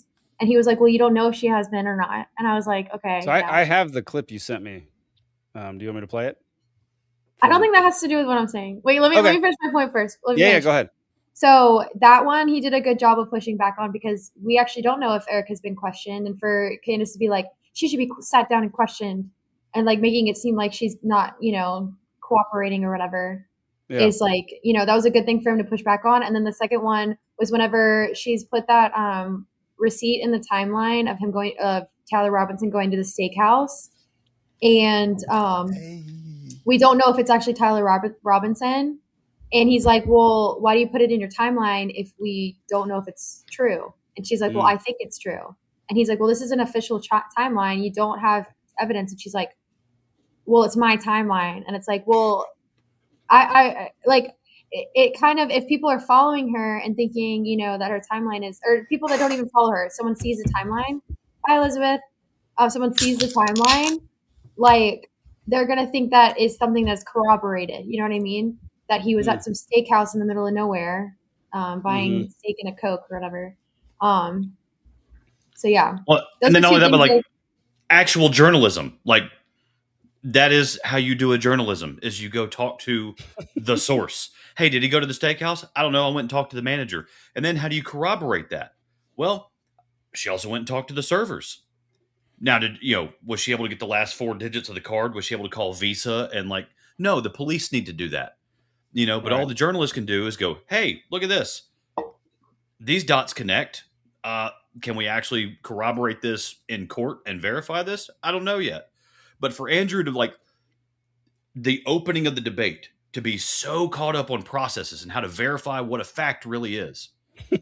And then sit there and it's like Jordan Peterson saying, now, before we talk about the truth, we need to define what truth is. But before we define what truth is, we have to talk about what a definition is. Just keep going back. Yeah. And he's so caught up in that. And then at the end of everything, he's just like, oh, well, so you have no way of verifying that steakhouse receipt? And she's like, you have no way of verifying generic white boy in the stairwell was actually Tyler Robinson. Wearing Converse. Yeah. He wore Converse. Right. I mean, that is one of the parts that stood out, you know, when it started getting a little bit into personal, and she's saying, I had credible threats to my life or whatever. And I reported, and he's like, And Andrew's like, well, how do you know that? And she's like, well, I was told that, and then I reported on it. And he's like, but how do you know? She's like, well, I told the right people, and I told the administration and Tulsi Gabbard's office, and then nothing happened from there. And it's like, there you go. She's like, all I reported was the fact that this happened and that I did this. And he's like, yeah, but how do you know? And she's, and PBD, I think he just wanted to waste time. He was wasting. He let PBD come in to ask his questions just so like he could like waste time. It was so much time the PBD was like, okay, is your source this? Would your source do that? Would your source do that? I know we're not here to reveal your sources, and she's like, yes, my source would speak to them. My source would this, my source would that. And then he's like, okay, well, that sounds completely fair. So, I mean, yeah, I get that. To Kat's point, like the amount of time wasted just waiting for his dadgum people to put the clips that he wanted up on the screen. Like there was so much dead air and stupid like shenanigans in that debate. I hated it. I just, it didn't provide any new information about anything. Why I was trying to avoid it. And then you threw it on the topics and I'm like, well, I better listen to most of it.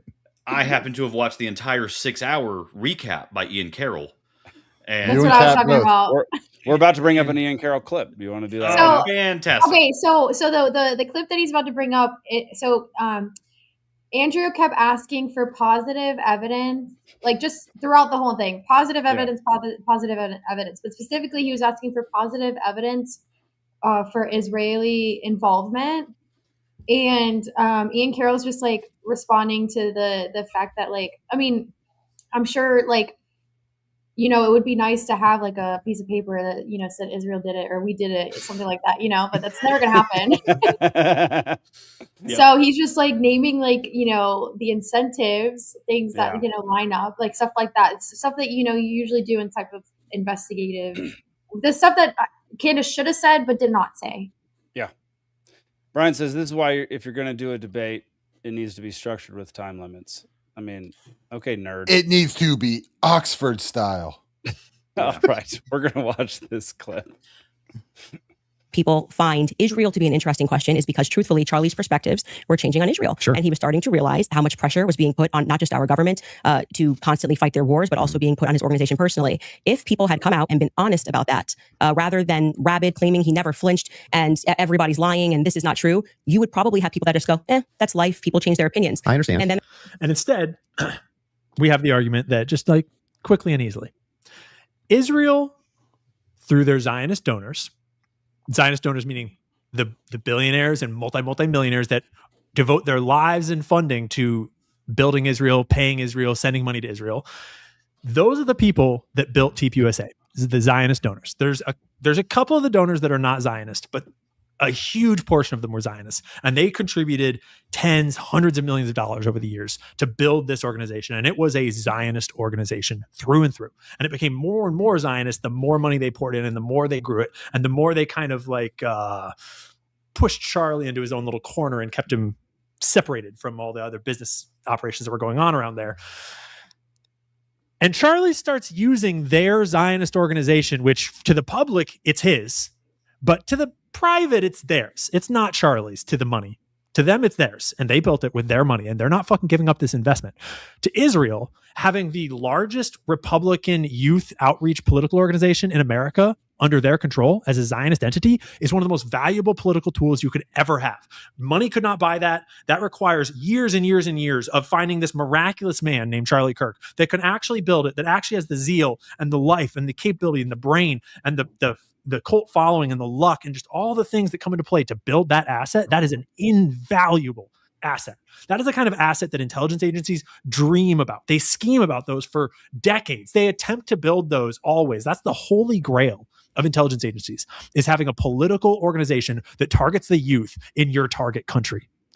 Holy shit. That is gold. And Israel built it here in the USA, called Turning Point USA. And Charlie was the face, and the public thought of it as Charlie's, but the donors did not. But there's a problem there, because then when Charlie Kirk starts questioning the Israel narrative and starts asking if there was a stand-down order on October 7th, all these questions, starts saying that they're going to try to ethnically cleanse Gaza, starts to not like Bibi at all, starts to speak out about the war in Iran big time, This man is going to be president one day, and he's speaking out against your next war, and he has the entire conservative movement wrapped around his finger, especially the young people. Yeah.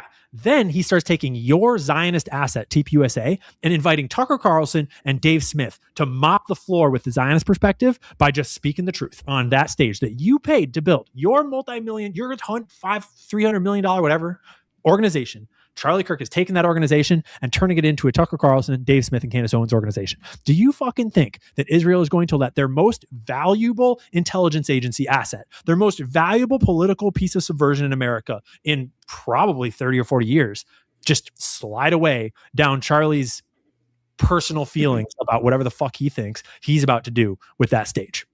No, not a chance. And so when Charlie starts exiting from that, regardless of whatever money was going on, other crimes going on, Charlie discovering something he wasn't supposed to know about, any of that, aside from all that, his influence, his future presidency, his strong opposition to the war in Iran, and his dramatically shifting opinion on Israel and Jews. Yeah.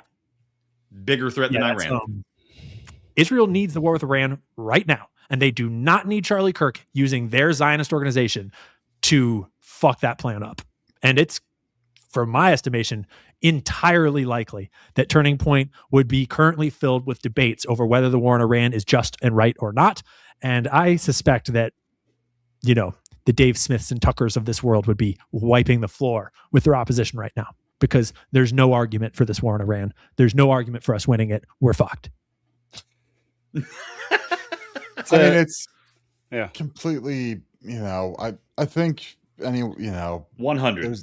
Yeah. I mean, Ian's completely right there.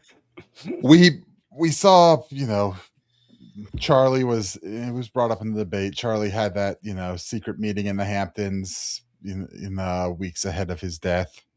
Mm-hmm. There was obviously a strong Israel push, you know, the claim that, you know, Netanyahu was like, hey, we'll get you a whole bunch more money. And he was holding back. It's pretty clear to me, at least from everything I've seen, that he was starting to regret that. And if you think back to last summer, it was very clear from everyone, you know, Tucker tried to stop, you know, what we have now in Iran last summer.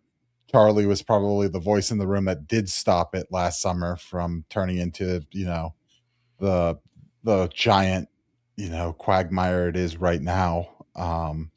Giggity. And so, yeah, we're seeing, you know, Charlie seemed to have been the voice of reason in the room.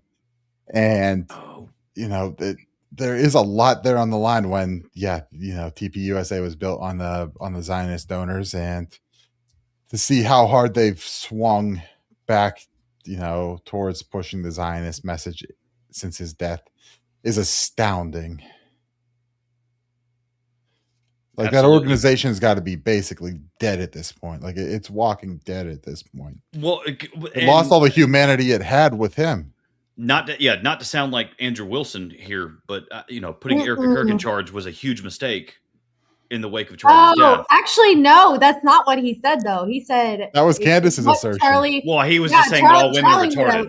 Wanted so much for his housewife wife to become in charge of his CEO or become CEO of his company. That's exactly what he wanted. Not for her to care about the kids, take care of the kids, you know, be there for them. He really wanted her to just take charge of the company. Oh yeah, absolutely. Yeah.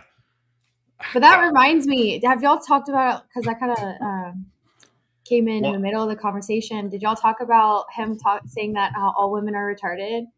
Well, that's what I was just bringing up. That's why I was saying that. Did he say all? Did he say all? Because women are retarded. Because I said Erica Kirk is retarded, and he said, to be fair, I think all women are retarded, and then he just kind of giggled about it. We do have evidence for that on this show right now, so that makes, you know, a whole lot of sense.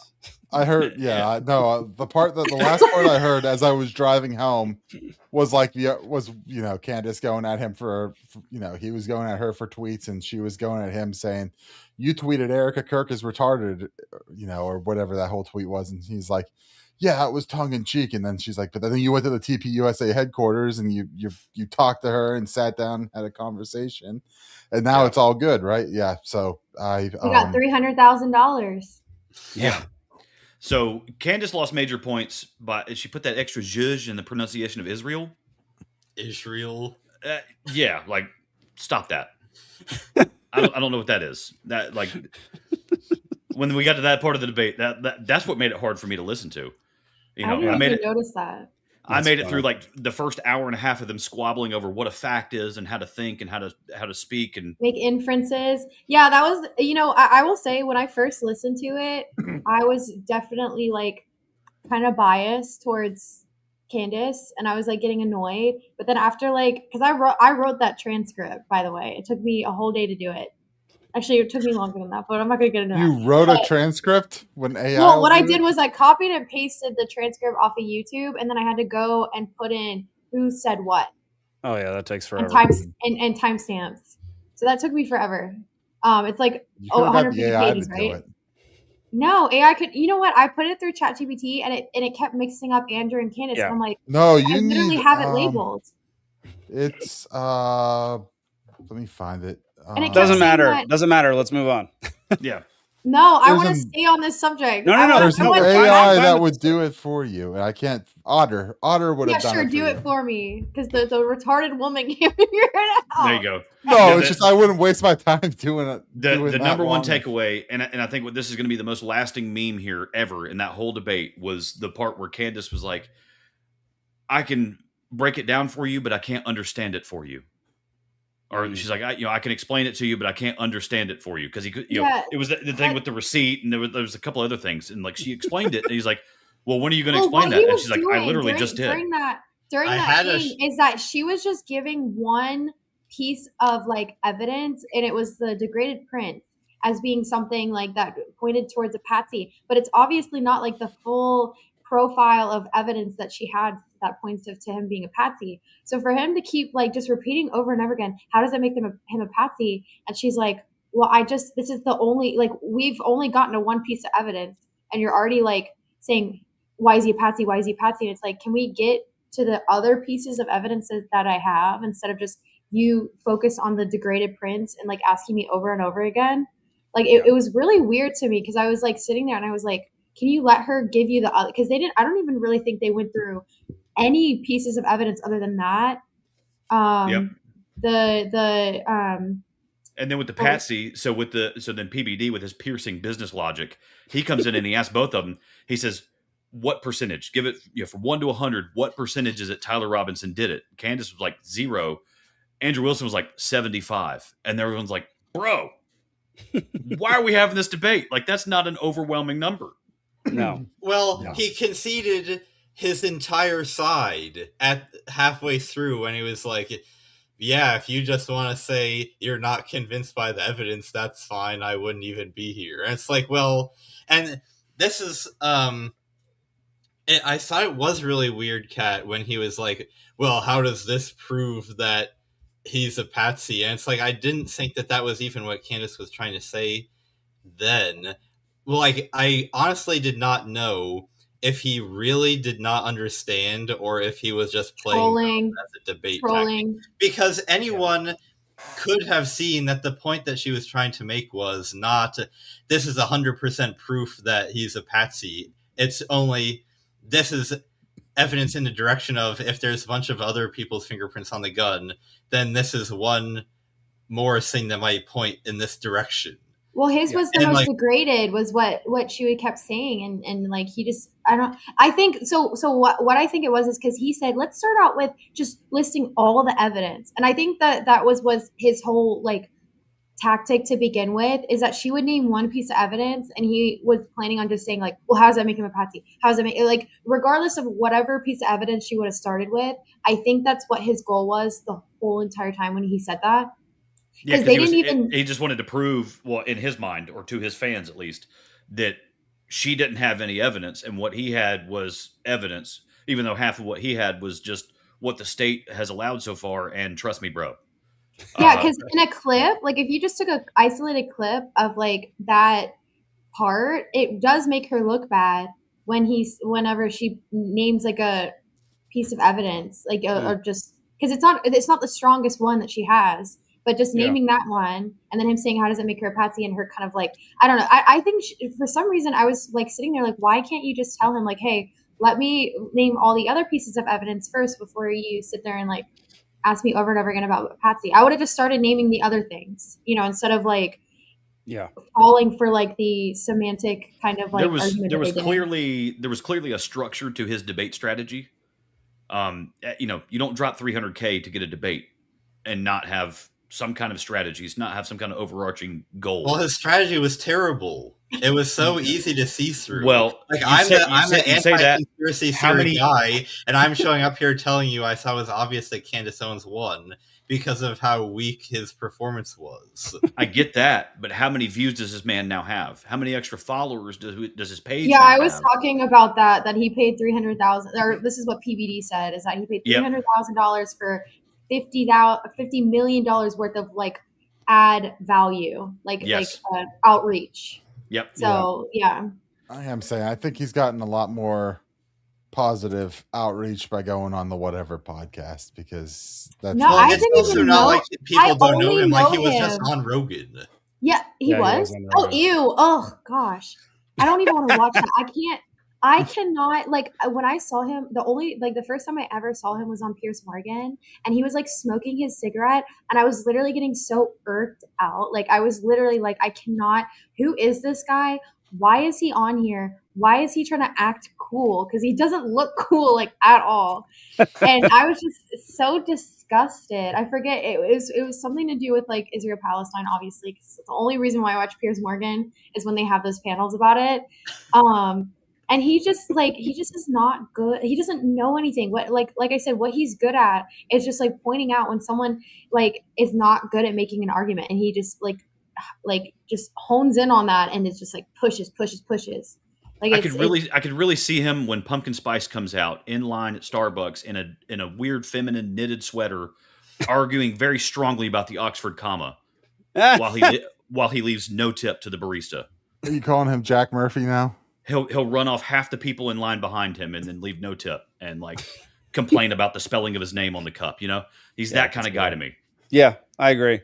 I mean, him on the Whatever podcast is terrible. Like he never tells you anything new. It's not good. His commentary is stupid and insulting, and he's not a good person. He's not interesting on it. He's not interesting on it. What I think is weird is like the type of guy he is. He has such an outspoken wife. Like I would think that he would want somebody that, or a wife that would like shut up. Like I don't know what it is. And I'm not trying to be like that, but that's the type of woman that he like talks about as like the ideal woman. But his wife is out here just like nah, just saying things. Like whenever Candace, I don't even know who his wife is. I forget what her name. Well, Candace was like talking about her. Rachel Wilson. She was talking about her and was like, "Well, your wife said that you're a sniper in the military," and he was like, "Oh, well, she just said that like 10 years ago. I don't know." And she was like, "Well, just glossed over it." Yeah, like, well, then what are your credentials? And then, like, there's been talks. I haven't, like I said, I don't pay attention, but I don't know if she mentioned it, and I saw it in a clip, but it hasn't popped up. But that she's like called into shows he's on to correct things and add context whenever he's Oh no. Yeah, you would not think. I mean, that's why he's such a miserable personality on air. His wife's calling in to correct him. She's just keeping tabs on him everywhere he goes and calling into the shows he's on to tell the audience he's wrong. What? No, not that he's wrong, but that he needs to say this or that. Or that same thing. It's a real weird dynamic from my understanding.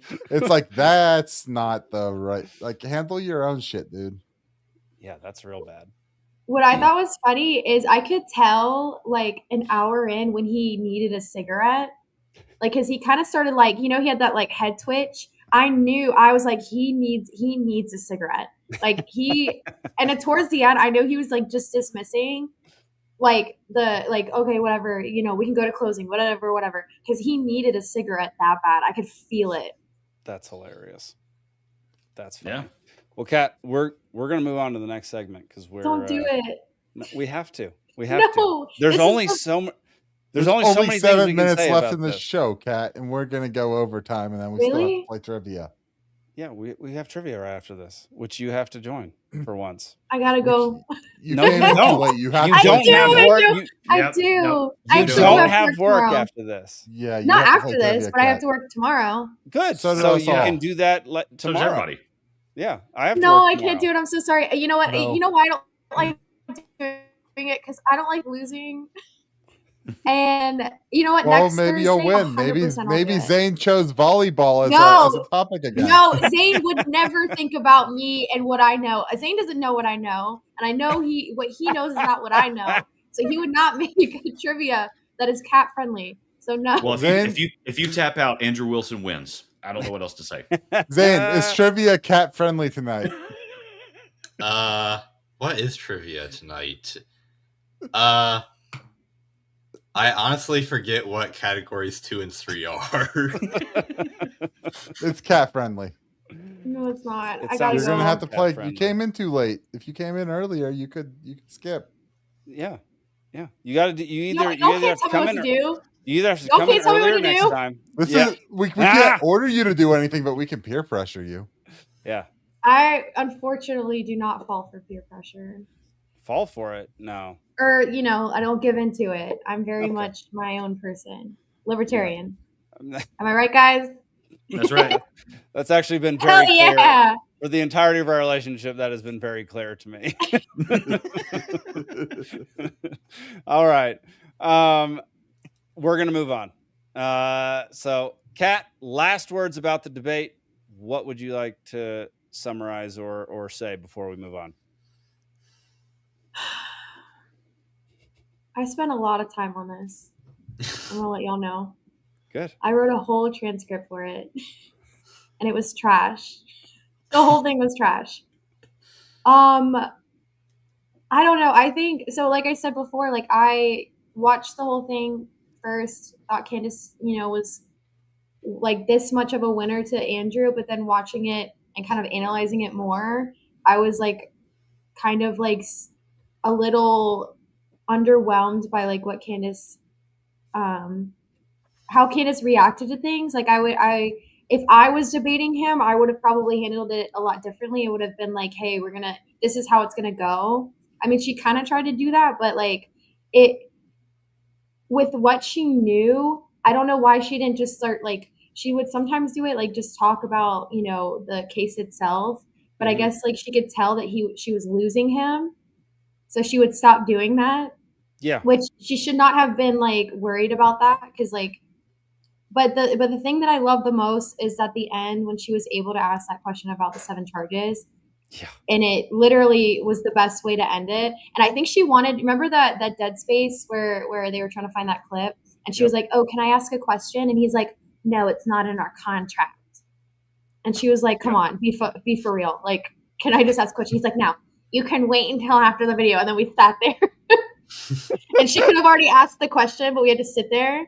I think that's when she wanted to ask it. But thankfully, I don't know why he eventually was like, sure, ask a question. I don't know. I guess he underestimated her and didn't, think that she could do something like, give him a question, like a gotcha question. It was a perfect question. Like high risk, very high reward. Yeah. Yeah. And for him to act like that, like, oh, name all 7. I'm counting them right now. And then for him to afterwards be like, oh, well, you looked at your phone. I think someone told you all of it before you did it, and I think you're cheating. Yeah, and he lost again when he did that. Yeah. No, he just kept losing. It was painful. Yeah, you're right. Look, it's a different. When I'm trying to explain Bitcoin to somebody, I'm not going to start with seed phrases and cold wallets and that kind of stuff. I'm going to start with You're going to start with random number generation. I'm going to start with the extreme basics of what Bitcoin is. And when she's debating somebody who clearly doesn't know anything about the case, she can't go into the details because everything to that person is going to sound made up and hyperbolic and not real. And they're not going to actually end up debating anything because he can't debate it. And so, yeah, it made the debate very meaningless as far as the whole Charlie Kirk, like who killed Charlie Kirk side of things. And so in the grand scheme of things, it's not a debate that anybody should go and watch at this point. No. Wait for a better one. The clips are the best part. Well, wait until there's more like actual evidence come out on both sides. But there's enough stuff for them to have at least had a conversation. It was kind of weird that like he didn't even like, the only thing that he like brushed up on were those like little tiny like what is it, like slips of information that really were taken out of context and that really did not contribute to the debate like at all. It was really weird. Yeah, it was weird. But all right, y'all, we're going to move on. We're going to start with a commercial for Flock. Our users can't stop raving about our AI-enabled Flock license plate cameras. Like Frank, a Minnesota police officer who used our cameras to track down a girl he met at Walmart. Looks like she's about to be cited for shopping while attractive. Or John, a police administrator who made some extra cash accepting bribes in exchange for access to our database. Just don't tell his customers that Flock logins are already available for purchase on Russian hacking sites. And we know Police Chief Joe is a happy customer. His department's productivity has skyrocketed since adopting our technology. Now his officers are free to spend more time antagonizing people of color. With Flock, we're putting your mass surveillance in the hands of trusted local, state, and federal law enforcement officials, government agencies, ICE, and more. And with our new Flock Alpha drones, the trampling of your civil liberties is now airborne. So get started today. Go to deflock.org to find out if your town has already decided that Flock safety is right for you. Flock safety, countless applications, zero oversight. Wow. Okay, so I'm going to give this video a B, and the reason why I don't give it an A is because, okay, Democrats, we agree on this. Flock cameras are terrible, and we need to convince more people to not like them. Stop, don't be woke. When you include the phrase person of color in your video, the whole right half of America is going to be like, oh, well, I can't agree with this person because they're a leftist. So right, just say minorities. Just focus on all of the, like, I'm sure that those cases were probably all true things that have happened. And, like, obviously, police all over the country are going to be using this in terrible ways, because when you give people the power to spy on literally every single person, what do you expect is going to happen? All I'm saying is, if you want to be effective, you cannot only message to your own side. Yeah, I'm gonna disagree with you right here. It's a parody, man. I completely disagree. I think it's comedy. I'm actually, after watching this video, I don't know if she's a lefty or a right winger. Like I don't think her saying person of color, I would say that in a parody video. Like, yeah, I don't think that would be an abnormal thing. I understand to the super autistic libertarian, that might rub you the wrong way. But, and Zane froze in the middle of that thing. That's why. To be fair, person of color is so far outside of my vocabulary, I probably wouldn't even think to say it in a parody video. I'd say minorities. Well, when you say minority, though, like I could go some no, places he on the said south side minority. of Atlanta. Yeah, well, I can go some places on the south side of Atlanta, and I'm the minority. You know? Yeah. So I get it. I'm just saying. I mean, a lot. Like, that's so far outside of my vocabulary. I don't think I could say it, but I could be wrong. That's well. I mean, it was guess good. If the target audience for this video is Democrats who like Flock cameras, then fine. Use the lingo that's going to be appealing to your audience. But if this is for general consumption, that's all I mean. See, the part that but you don't agree with anything that she's saying, so why would you agree with the way that she's phrasing one part of it? You know what I mean? Like, what? It doesn't show. Well, for me here, the chef's kiss at the end could have been Flock because you're all sheep. Yes, and that's the part that's always ignored, is that it's called Flock because you're sheep. That's always ignored.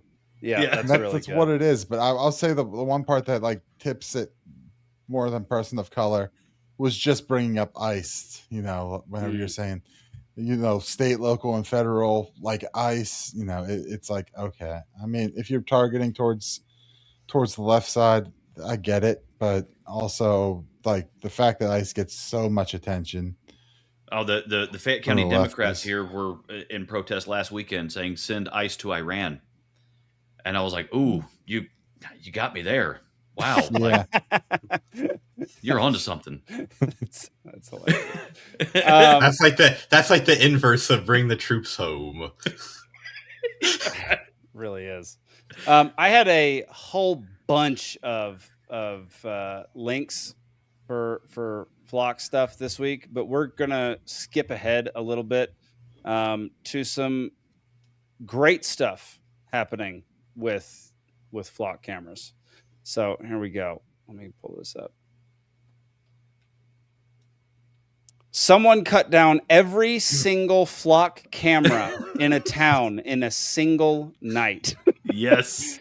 8 Flock safety license plate readers vanished from Winona, I think Wisconsin, intersections July 29th to August 1st, leaving $24,000 in damages and no suspects. Well, and that's crime. And you see a lot of stuff like this, with the defacing or the so-called vandalizing, whatever, even though they're vandalizing us, or just the cutting them down like this. You see the instant pivot that once these things cost more money than they generate, they're gone. Yeah, and we're about to get to some of that. Yeah. Another thing that happened this past week is hang on, dadgummit. There we go. A vet who cut down a Flock camera and got caught had his charges dismissed, his felony charges dismissed. The grand jury said, nah.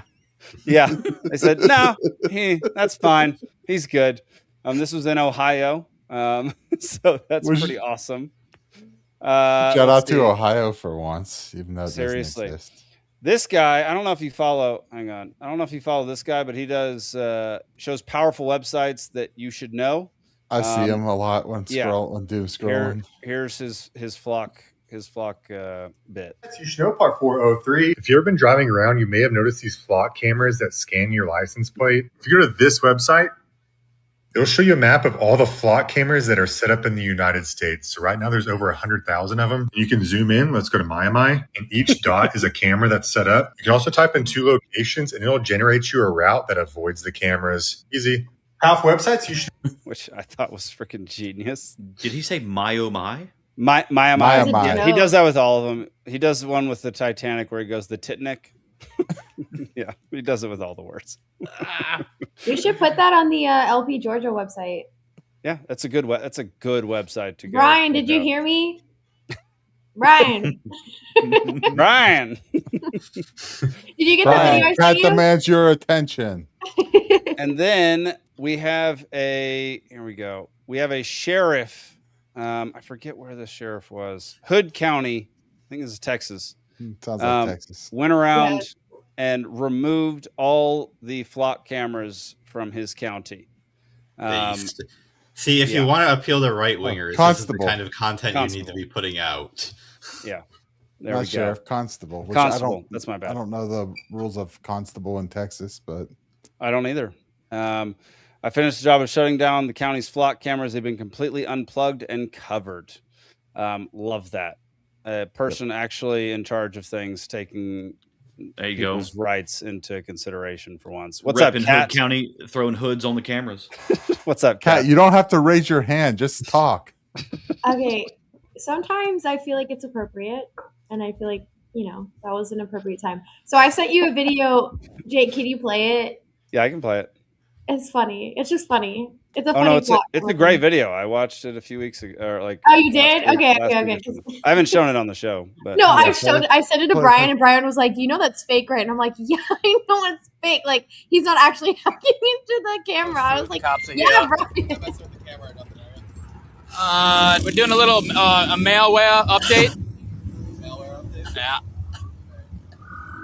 Nothing too extreme. You can come take a look if you want. You can trust me.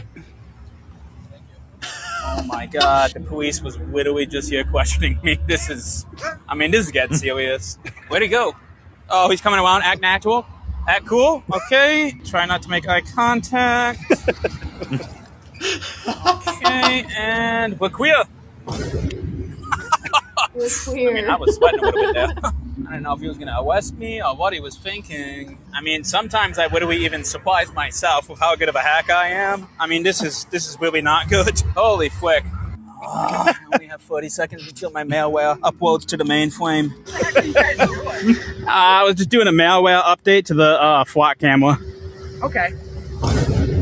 Oh, shoot. The cops are here. Yeah, Frankie LaPena, that guy's a goofball. Yeah, my favorite. I love the my videos favorite, of him running downhill, and he's like. My favorite video is the guy who's like, he starts off like, this is flock camera, blah blah blah, and he's like, all right, and let's see how long it takes to cut through an aluminum tube of this diameter. He tries the angle grinder, and he tries the bandsaw, and then he gets the circular saw, and he's like, 12 seconds for the circular saw. That's your tool to cut this size aluminum pipe. Yes, circular saw is the way to go if you're going to do something. Just like watch that. out though, because there's certain brands that have microchips in them where you can locate them. Well, yeah, just bash their freaking skulls in, man. Like, don't take it home. That's a bad idea. No, he's saying like Milwaukee has. Yeah, like the brand, like you're gonna go buy a brand new one off the store shelf. Or maybe a friend. Oh, in the saw.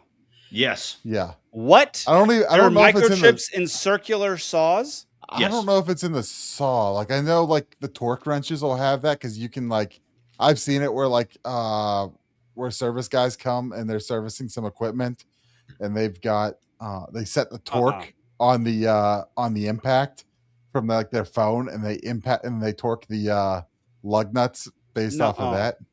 Okay, I'm never getting that. Screw that thing. Yeah, don't get that, but still buy Milwaukee because it's so much better than DeWalt. No, it's not. DeWalt's better. Disagree. Here's Milwaukee. one new thing coming down the pike to be afraid of before we move on to our final topic. Vans in Texas are now going to be able to hack into your phone as you drive by, even if you're not a suspect.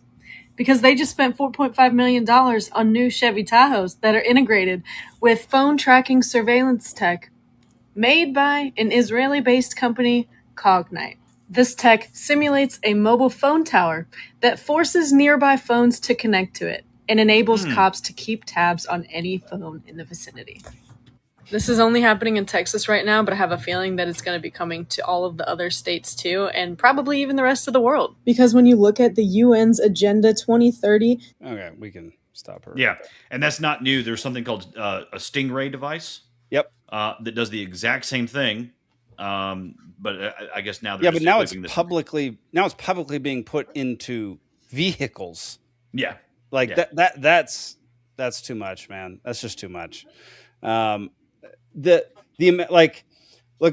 are so many violations, just constitutional and just natural rights violations, and like this is what I kind of wanted to talk about to wrap up the flock stuff, because we're gonna do a whole lot more on flock over the next couple of years. I guarantee it, because more stuff is going to start coming out. There's a company coming in to replace flock now, that flock cameras are taken down in an area and then these new cameras are put up. So we're going to talk about that eventually. And that's the Amazon brand, right? These ones are like more like hidden, right? So you can't really tell. Yeah, they're not as.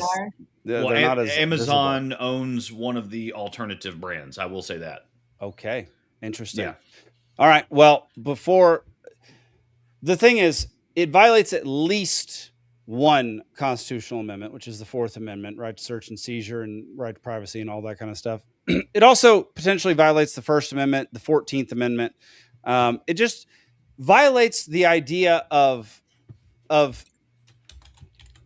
being in a free society, which is what the freaking United States is supposed to be. In a society where you don't have to worry about your information being tracked and traced and you being followed everywhere you go. They're putting up these flock cameras constantly now outside of gun shops to catch people who go in and buy guns and just get who's buying guns, what license plates. What's up, Kat? I thought y'all didn't like the 14th Amendment. It's the 19th. It's the 19th Amendment that we don't like. Okay, y'all can just like multiple amendments. I just thought one of them under the probably 4 or 5 is the 14th. Yeah, let's just repeal all amendments 16 through 19 while we're at it. But yeah, so whenever Andrew Wilson said that, y'all were like, "Hell yeah!" Yo, this guy's cooking. This guy's got something to say. Free Andrew Tate, brother, right on. Yeah. But I have criticized the 14th Amendment before. I don't know if it's been on this show, but I have, because the Supreme Court has used it. What? Because of the illegals? So I wasn't specifically going to go in the birthright citizenship direction, but there is that element to it. But what the Supreme Court has done is use the 14th Amendment to apply all the other amendments to apply to...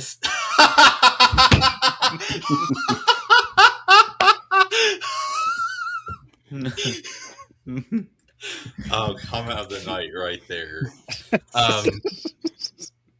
But as I was saying, the Supreme Court has used what they call the incorporation doctrine, using the 14th Amendment to apply a bunch of other amendments to state laws. So the Bill of Rights was originally written to only apply to the federal government because the state constitutions and laws had their own kind of system of protections.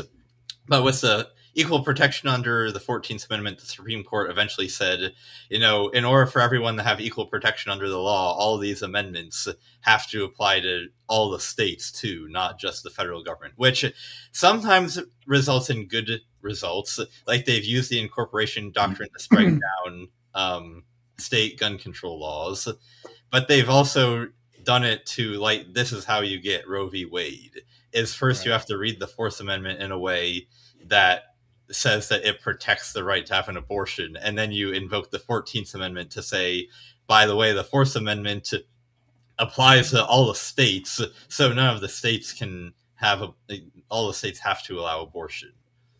Okay. Of course, that got overturned in 2022, but fair. Okay, yeah, we're not the biggest fans of the 14th Amendment at times. However, they're still violating the Constitution of the United States. One way or another, it doesn't really matter. They're violating it in at least 2 other amendments, and it is a huge problem, and it will get worse if people don't continue to take it upon themselves to neutralize the threats of the flock cameras. Now, take that however you want to take it. Do whatever you wish in that regard. I went to a event yesterday. I forget what it's called, like Deflock something. Yeah, they have really good puns with flock. It's really fun to like, flock off, like stuff like that. That's a really good one. The thumbnail for this episode was "Flock Around and Find Out." So, yeah, exactly. Yeah. So did they get Waka Flocka to perform? That's what I want to know. No. That's a big question. That'd be great. Right. Isn't it Waka Flocka from Atlanta? Oh, yeah. Hang on. Cat, keep going. Sorry. I forgot. Y'all keep doing that to me. Sorry, I don't know why I have They had what the were puns. You saying? Quit forgetting, Cat. They had great puns. You were at the event. Flock off.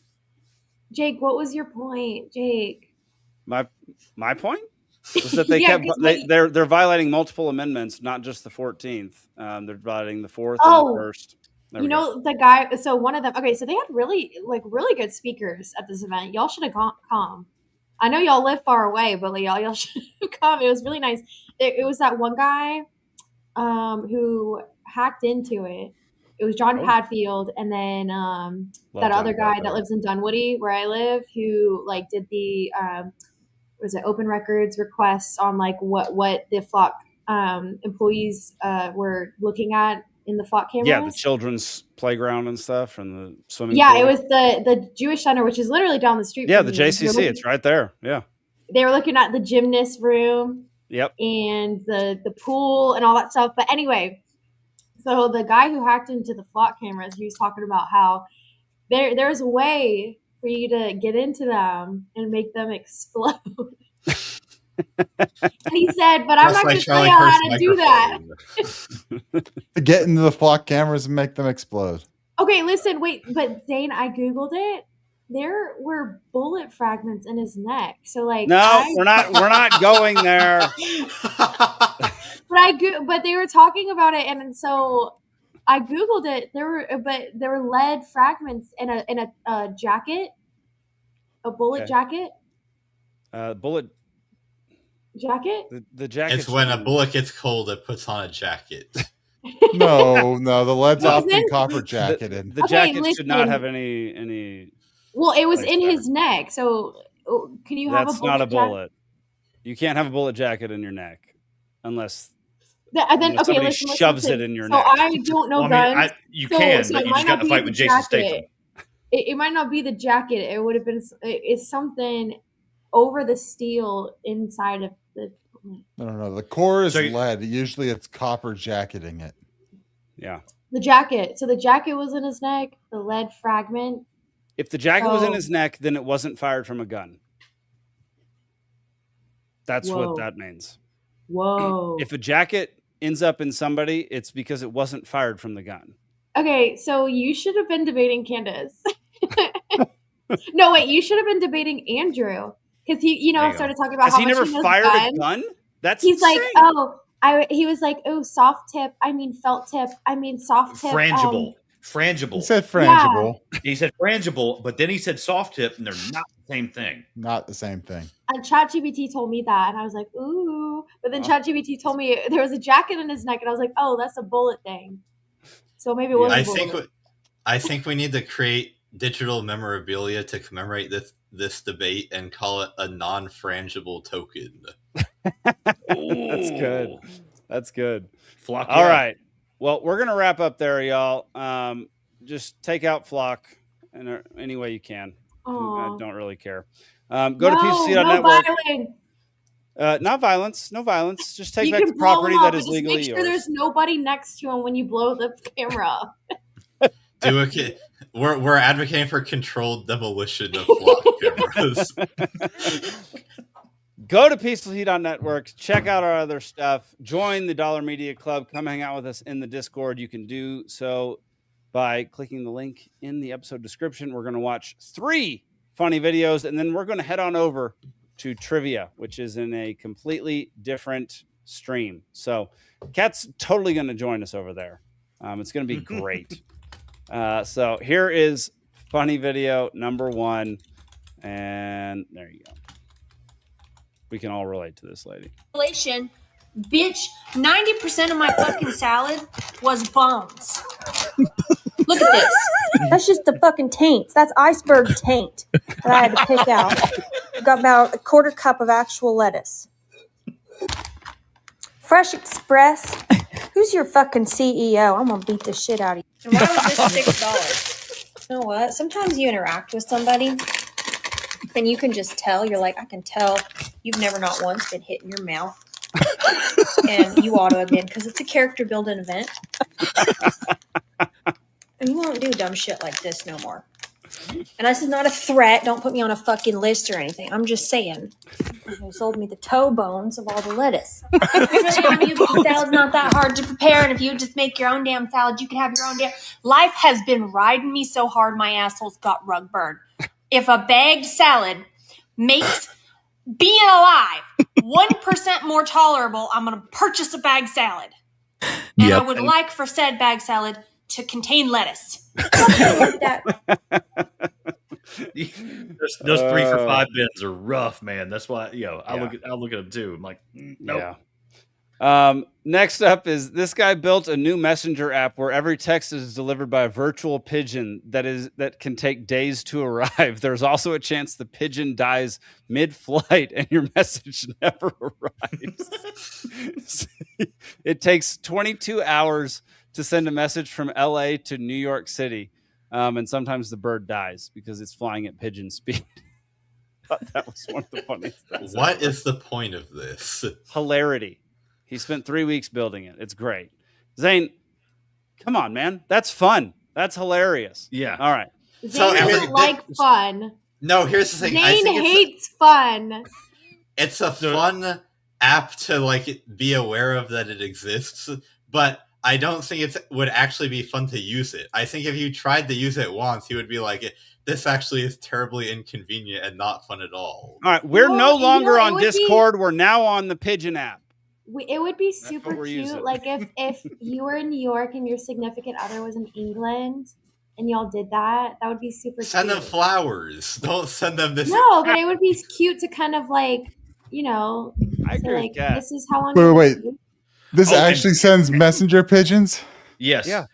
Here No, we go. not actual No, it pigeons. sends a real virtual messenger pigeon. virtual- If it Here's was a real one, that'd be awesome. But y'all Here's could a like new- here's a role new layer play to like it. you're like in World War II or something, you know. Yeah.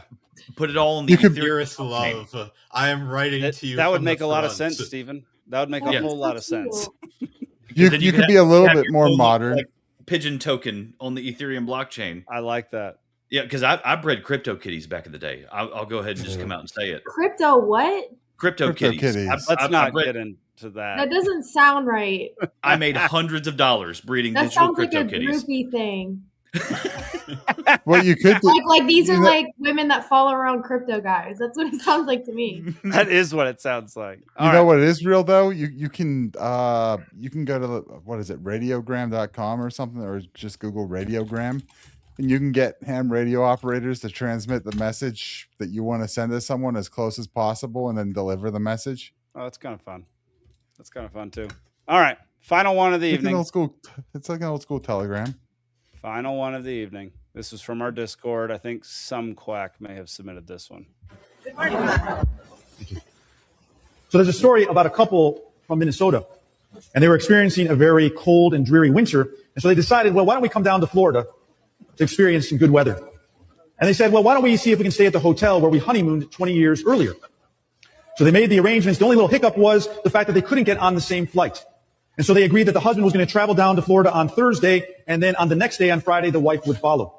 And so the husband arrives safely. He goes to the hotel, he checks in, and he decides to send his wife an email, letting her know that he arrived safely. Well, he inadvertently made a very small mistake. He left out a letter in her email address. So this email went to somebody else. Now, the recipient of the email was a woman in Houston, Texas, who earlier that morning had buried her husband. What? Her husband was a minister. And in the evening, she said, well, let me check my email because I'm expecting that some friends and family who were not able to attend the funeral might be sending me some words of condolence and encouragement. Well, needless to say, when she opened up the first email, she fainted. And her son ran into the room to discover her. She was okay. But he looked at the computer screen, and this is the email that he found. To my loving wife, I've arrived. I know you're surprised to hear from me. They have computers here now, and you are allowed to send emails to your loved ones. I've just arrived and been checked in. I see that everything has been prepared for your arrival tomorrow. Looking forward to seeing you then. Hope your journey is as uneventful as mine was. P.S. It sure is hot down here.